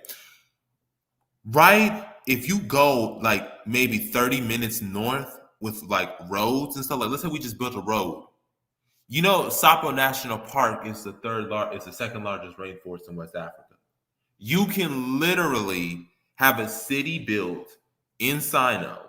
You could have a ferry that does exporting, and then you can have something that leads you into the interior for ecotourism and research. So people can do research from all over West Africa. They can come to Sapo National Park and they can do their research, their studying, because again, Sino is the second, I think the third largest territory and the second least densely populated. It literally is close to being empty. Not, but it's nearly empty. Yeah, that's just one idea, Jabari. Yep. We have so many brilliant people in our midst. The only thing that seems to be lacking is the desire to do something. Everybody wants to just sit here and complain. I am so like I 2 years ago I decided that I was not gonna be engaged in anything having to do with American politics. Yep. Mm. I took every commentator, I didn't give a shit who they were, left, right, in between, off of my timeline because I don't care. Mm-hmm. Why am I investing in it when I have no intentions of being here? Yep. Yeah. Yeah. And And I I and think I that's just what want to first bring up the points of Michael. Yeah, like this is what happens when you have an educated viewership like us. Your comment yeah. section reflects it. And then he says in Asia, like Korea and Japan, architecture is geared towards vertical dwelling to accommodate large populations and strong geographical landscapes. This is in response to the Live South Korea population density comparison. Correct. Baruti, and that's honestly what I see being built. I want high rises, apartments, skyscrapers. I don't want a bunch of houses all over the place. Most areas where economic growth is the driving force and engine, you have apartment buildings being sprung up. Yep. There should be options. if you want to live in those areas, you can. But I think that the vast majority is going to be where you have people, like you said, Jabari. If you want people to come and live somewhere, you're more than likely going to have to build apartment buildings. Yeah. And especially if you want a large population of people. Yeah. And if some of Neighborhoods those are not people gonna want to cut. go into a suburban area, fine. It's not like it's going to be all city, Yeah, you but know? the large boat, especially if you're attracting young people, Mhm. it's going to be apartment buildings. You're going to Right. need to build high rises and tons of them. Yeah. And That's what young, that's what they're doing here in Atlanta. I mean, You see every day. apartment buildings being built left and right. And then they just realized too in downtown Atlanta, like it's vacant because a lot of, there's not a lot of amenities or like things to do besides the State Farm and the Mercedes-Benz Stadium. So they're like, well, at some point they're gonna build more apartments to attract Mhm. more, people there and have some entertainment. So it's the same. And funny enough, in Atlanta, I think the population is it's over 6 million, just Atlanta. Yeah, So yeah, we just could the fit metro 40 area, to just 50 like million four Liberia. counties. Like four exactly. counties have a population bigger than the entire country Right. of Liberia does. Like 50 million of us could fit in Liberia. So Yes. that's no Yes. problem. The key is to get, we need some urban planning. We need somebody to take a look and see what's the best way to utilize that land, Right. Mhm. you know? Like Brian said, I want to flush my toilet. Mhm. I want to have a water treatment plant. You know what I'm saying? I Irrigation want system, all of green that. spaces. I want green spaces so it's not really hot in the city, and then once you go out the city, it's cool. Yeah. Right. Right. And this is all doable. This is not, Star Trek. It's doable. Mhm. My question is, when do we want to do it? Mm. When do Yeah. we want to do it? I'm so happy for the people who are in the BAIO because I hear this all the time. They say, I'm getting my master's in this and my doctorate and my whatever, and I want to take those skills and help out. That's what it's all about. Mass projects require mass mobilization. We say, hey, listen, we got this going on. We need a lot of Black people to support us. You have mass mobilization, people are going to feel a part of it, and it's going to make um, it better for the average Black person. Yeah.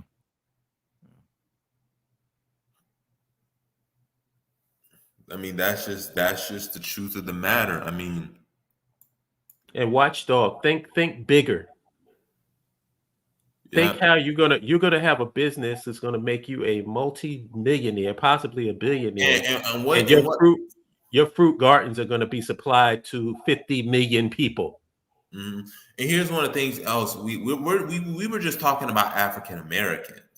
We ain't even talking about the fact that if we build Liberia up and there's a substantial, like I'm talking about a substantial gap in development between Liberia, Guinea, and Ivory Coast, you're gonna see a lot of immigrants flood into the country, which is why you have to build up a lot of resources.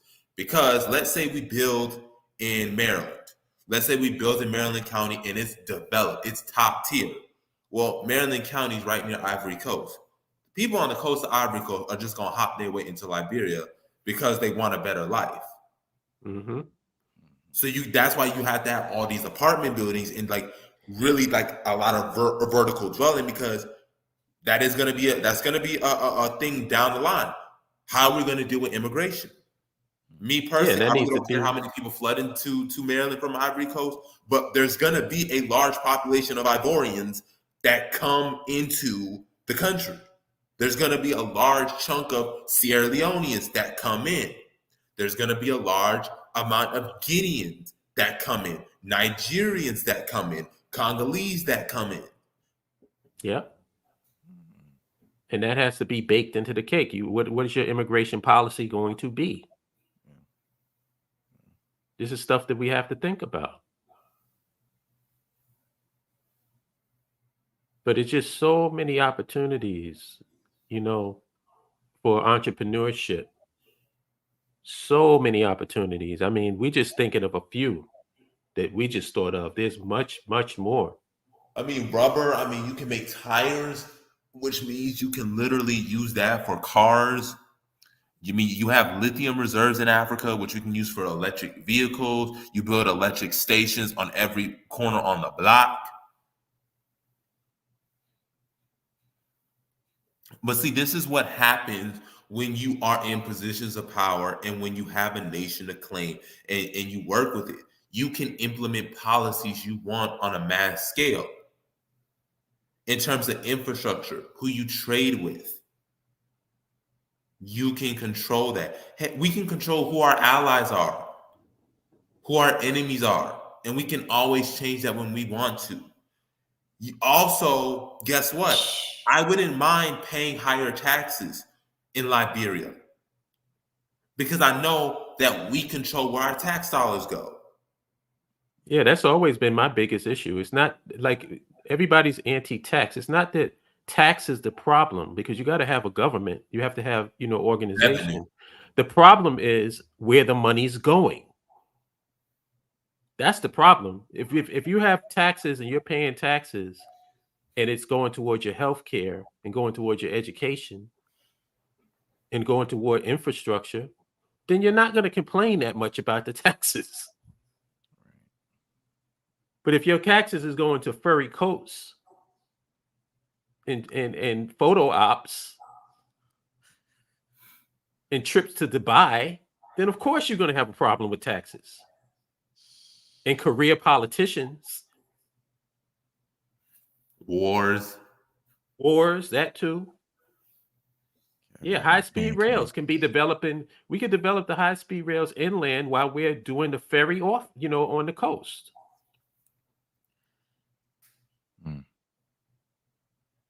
So many opportunities. So with high-speed rails, you have each stations in each town, right? Each county. And we all know when you have a station, what happens? You have all these businesses sprouting up around the station.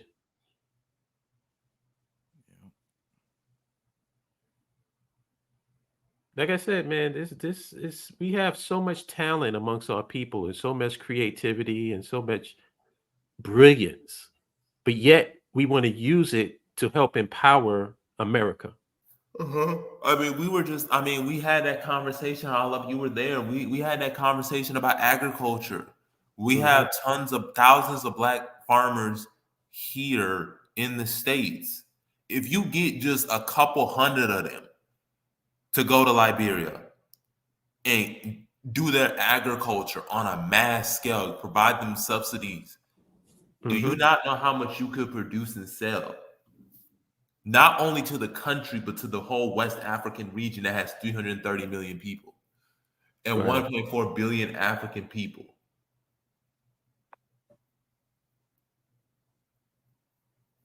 We have to think big. We have to have a vision for the future.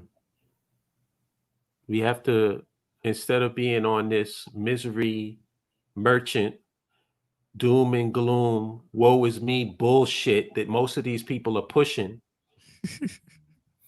because that's what they're pushing. Like, oh, the white man controls the water, he controls the air, he controls the electricity, the gas, he controls everything. Oh my God, the white man is. It's like, so what the fuck am I supposed to do about that? If I'm just this little African living in America, what am I supposed to do? When my leaders are just pushing this stuff, just pushing, you can't do it. There's nothing that we can do. We're totally at the mercy of white people.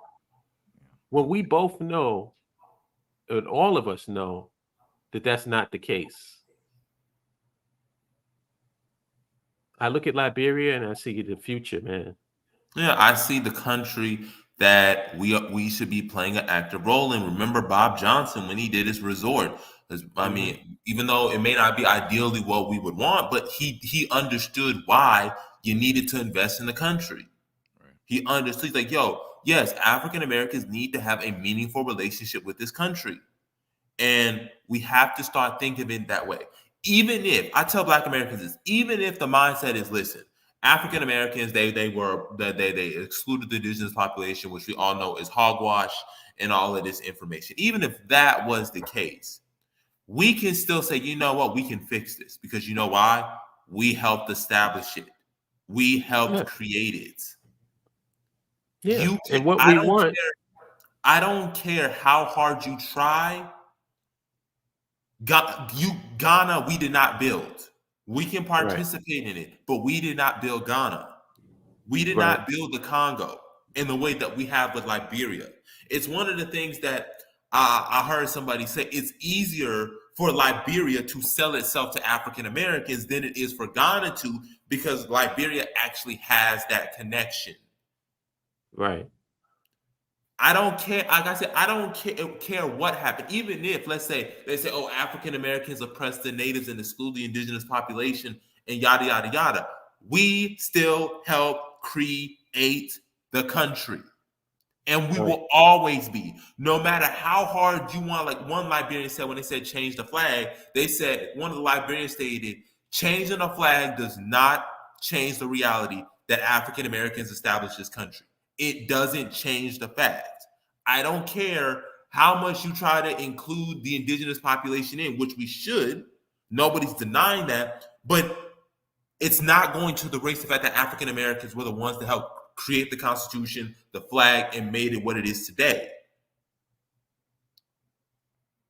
We will always be a part no matter what. And that's the difference. I can't say that about Ghana or Burkina Faso or the Gambia or Kenya or Tanzania. I can't say that. But I can say that about Liberia. Right. That is why we need to start thinking outside the box. Try something different. We tried it once. We built something. It's still there.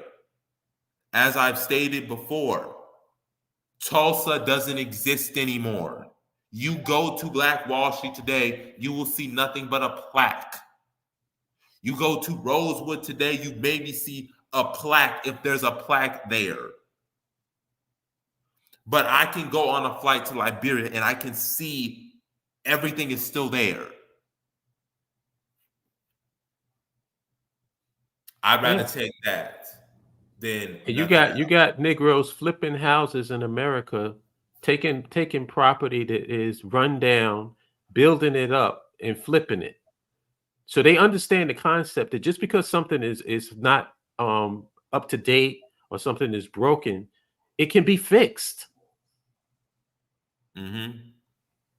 I don't understand why they understand the concept when it comes to one thing, but then it's totally just throw it away when it comes to something else. It doesn't make any sense to me.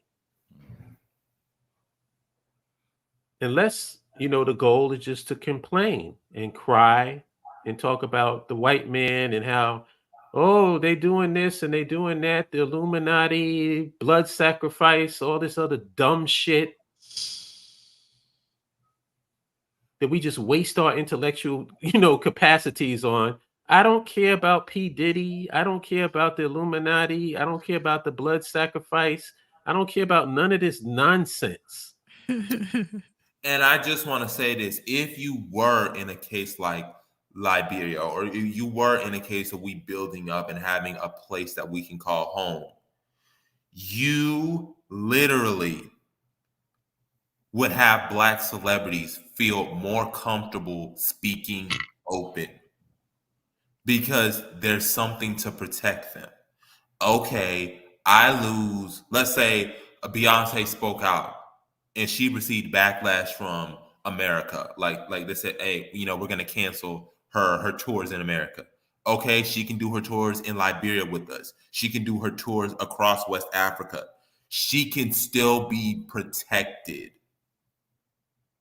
I don't care how much you complain about Black celebrities and Black athletes for not speaking out, but at the same time, they're looking for out for themselves, and you can't be mad at that.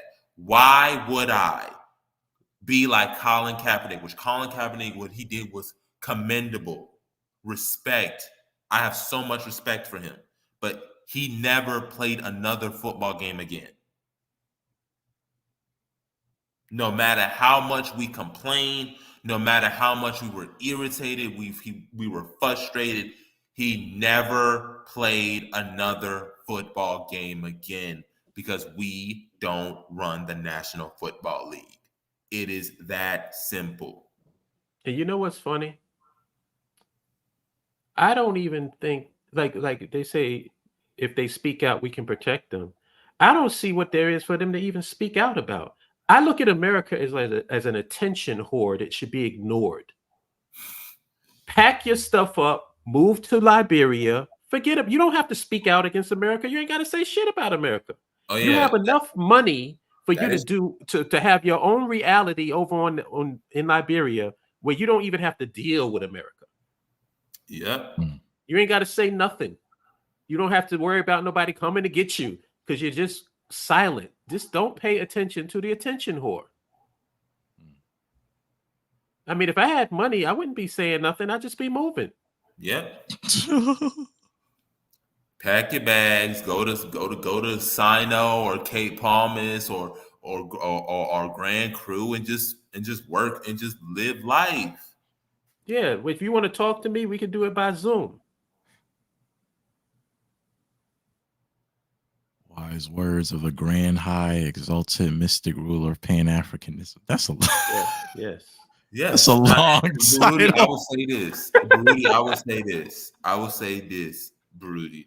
Yes, a lot of African Americans are comfortable and feel confined to the colonial paradigm.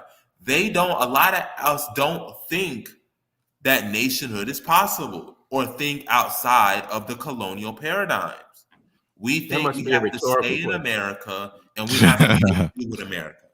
Paulo, again, I want people to understand this. In 2053, the net worth for Black people will be 0. Yes. Unless we make drastic changes, the average Black family is going to literally not have any money by 2053.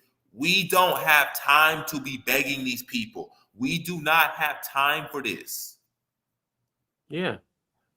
Now let's juxtapose that against a country where it's basically a new frontier, where you have all of this available space for development and for entrepreneurship and to make money. It's right there, but you would rather beg the United States, who can't even employ their own people.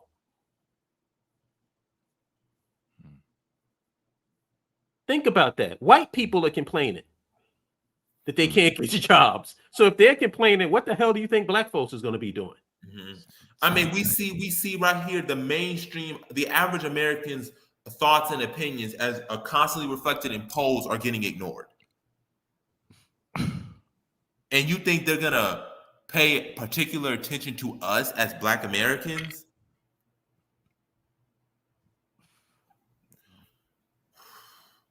Man, we need to stop. Y'all, we need to stop playing. We need to stop playing with ourselves, man. We need to face up, sit up tall, face up, look at the camera, and be real with yourself.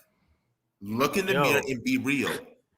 I want to ask you and underrated, because you're both in your 20s. Take what you're feeling right now and multiply it by 2. Could you imagine doing what you're doing and saying what you're saying right now the next 25 years? No. Welcome to my world.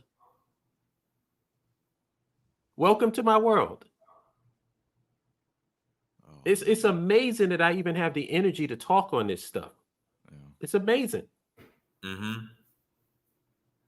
Because, like you said, my generation and the generation before me dropped the ball collectively. We should have been taking what was established and build on it. But no, we decided to throw our eggs all in this American basket and look at the fruit that tree has bared. We're worse off. The racial wealth gap is higher than ever.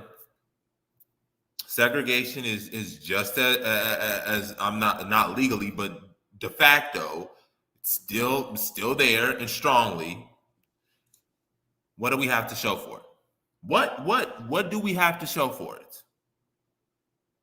Some individual rich niggas. And I guess we should be wealthy by osmosis, or just, they're rich, so we're rich. We can't think about it.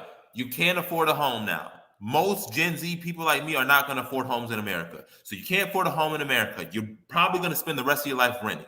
And I've kind of accepted that until some other thing. I would accept, listen, I'm not buying nothing here in America. I'm not buying a home. I'm not I'm just going to sit here in an apartment until further notice.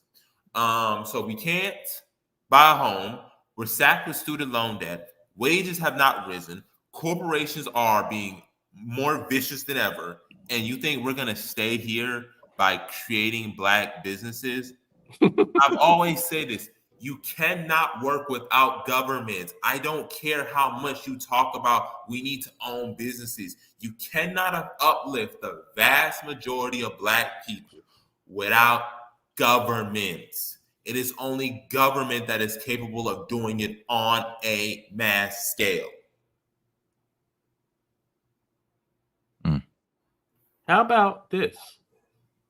You establish your nation state outside of America and do trade with it. There's a thought. There's a way for you to build wealth. Yep. So no matter how you slice it, you can't get rid of nationhood. You can't. You can't. Not at all. I guess nobody's asking any questions, so I guess we kind of killed it. Yep. I guess so too. Well, I'll just say this. I love you gentlemen very much. And I am proud to be your comrade, colleague, and friend heading out 2023, and look forward to many great things in 2024.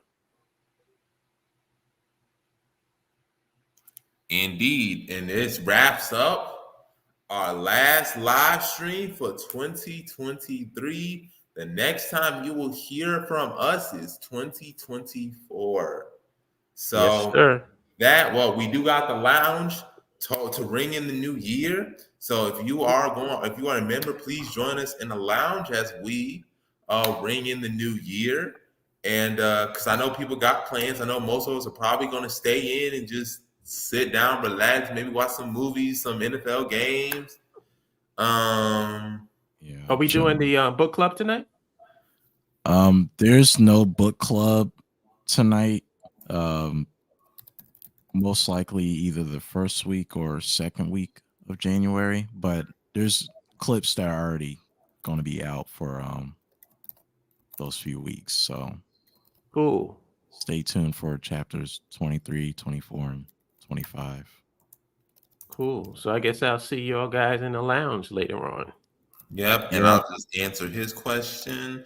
Avery, again, you can register on the BAIO website, bailafricstan.org/register. So that's how you can register. So again, if you want to register, make sure you sign up to the website at baioafricstan.org/register. So once you register, as long as you provided a face pic and stuff, and you provided all the information, we will let you in. Like we will get in touch with you. Yeah, fill out your profile. That's what you need to do. Yeah, fill out your profile. Make sure you provided a face pic. And then once you provide a face pic, you'll be good. Oh my God, Joe came in at the last minute, but we're gonna let him in. All right. Hey. Oh, come on, Joe. I've been in the chat the whole time. Okay. Oh. Hey. They getting ready to get off. This is my time. Yeah, I'm about to say, he's like, hold on now. Hold on. Come on, Joe. Yeah. So there's a lot of people that do think about it the way that you said earlier, Halep, where they feel like if they're in a rich country that it kind of just extends to them. Because like when I kind of when I encounter some people who try to talk like people born in America, and they try to talk like just like this country is so great and whatnot, and you know, basically, I'm just like, the only difference between a lot of these other countries that are former colonial colonies, Haiti, Jamaica, so on and so forth, is that after slavery ended, white folks left and took all the profits with them. In America, they stayed. That's why you have the situation where in America, they're the ones that have all the wealth. You go, you leave your hood and you go to their areas or whatever to get jobs and so on and so forth. They're the ones that have the wealth. But a lot of people think about it like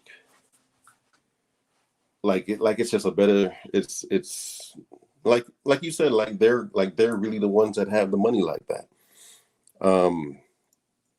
They don't think about the infrastructure and everything. Even when they're talking high and mighty, like they're superior to Black people from other places, when they talk about all the inventions and so on and so forth that they've had, and they try to compare it to Black people in other countries. And I'm like, okay, and what about the Liberians? And a lot of them came from America. So what happened after that? But it's how people talk when they're not the ones in power. They don't know what all is involved with that. Just like when I see folks talking about, such and such going on way over there and whatnot, don't got nothing to do with us. While at the same time complaining about how everything, the price is high on everything and whatnot, because you're not making a connection, because you're not in charge. You're not used to being in charge. You don't know how things actually work. I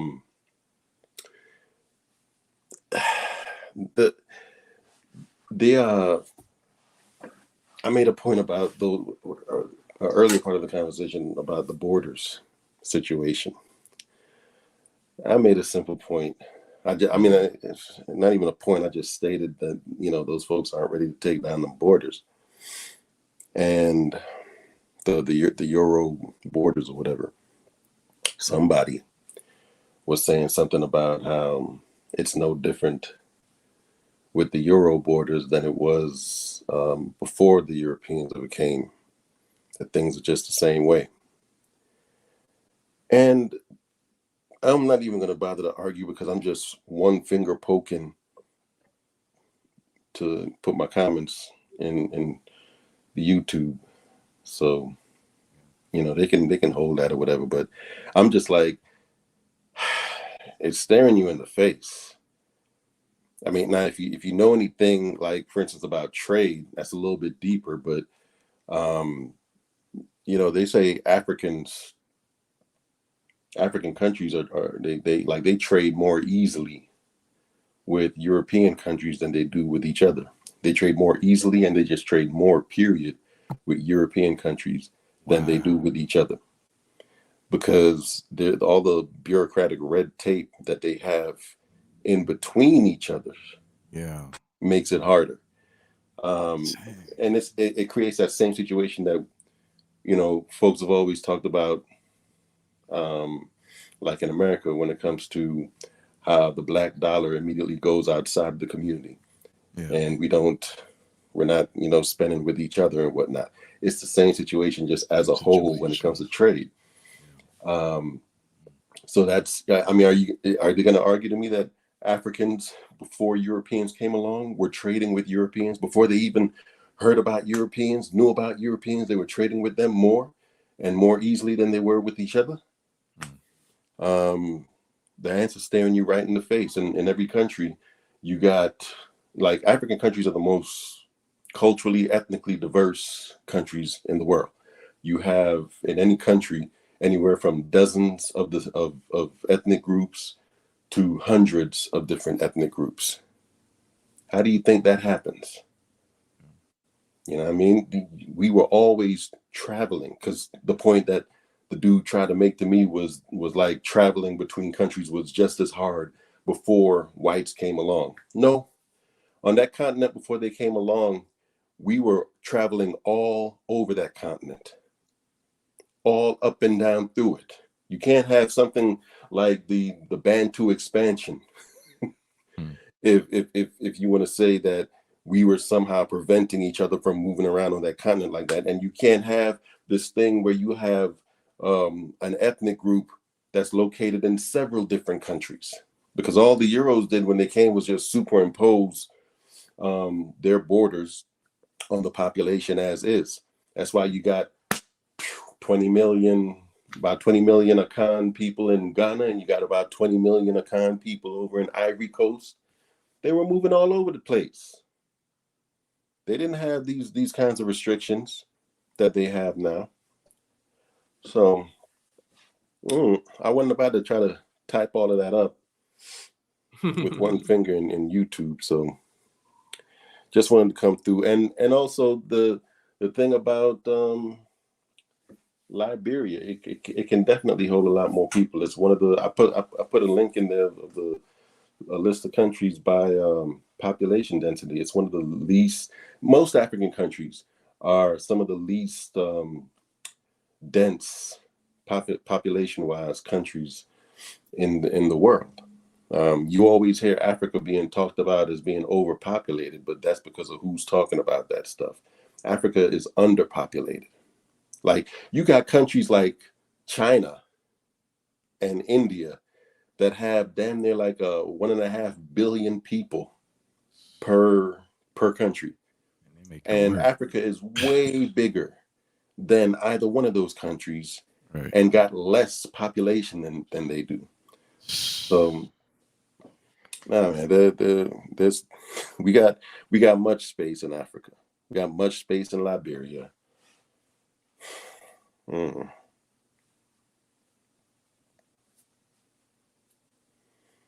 Facts. And the borders will eventually get redefined. They'll get redefined. Well, thank you for that build. I'm glad you got an opportunity to spit your 16 before we got off of here. Oh, yeah. 16 bars. Anyway, y'all, it's been real. Like I said, Happy New Year to you, and I can't wait to build with y'all in 2024. Yep. Hopefully we'll get some people off of Facebook and more people on the BAIO website. Hopefully. I'll keep my fingers crossed. Yep. All right, fam. And with that, we'll end the year with that.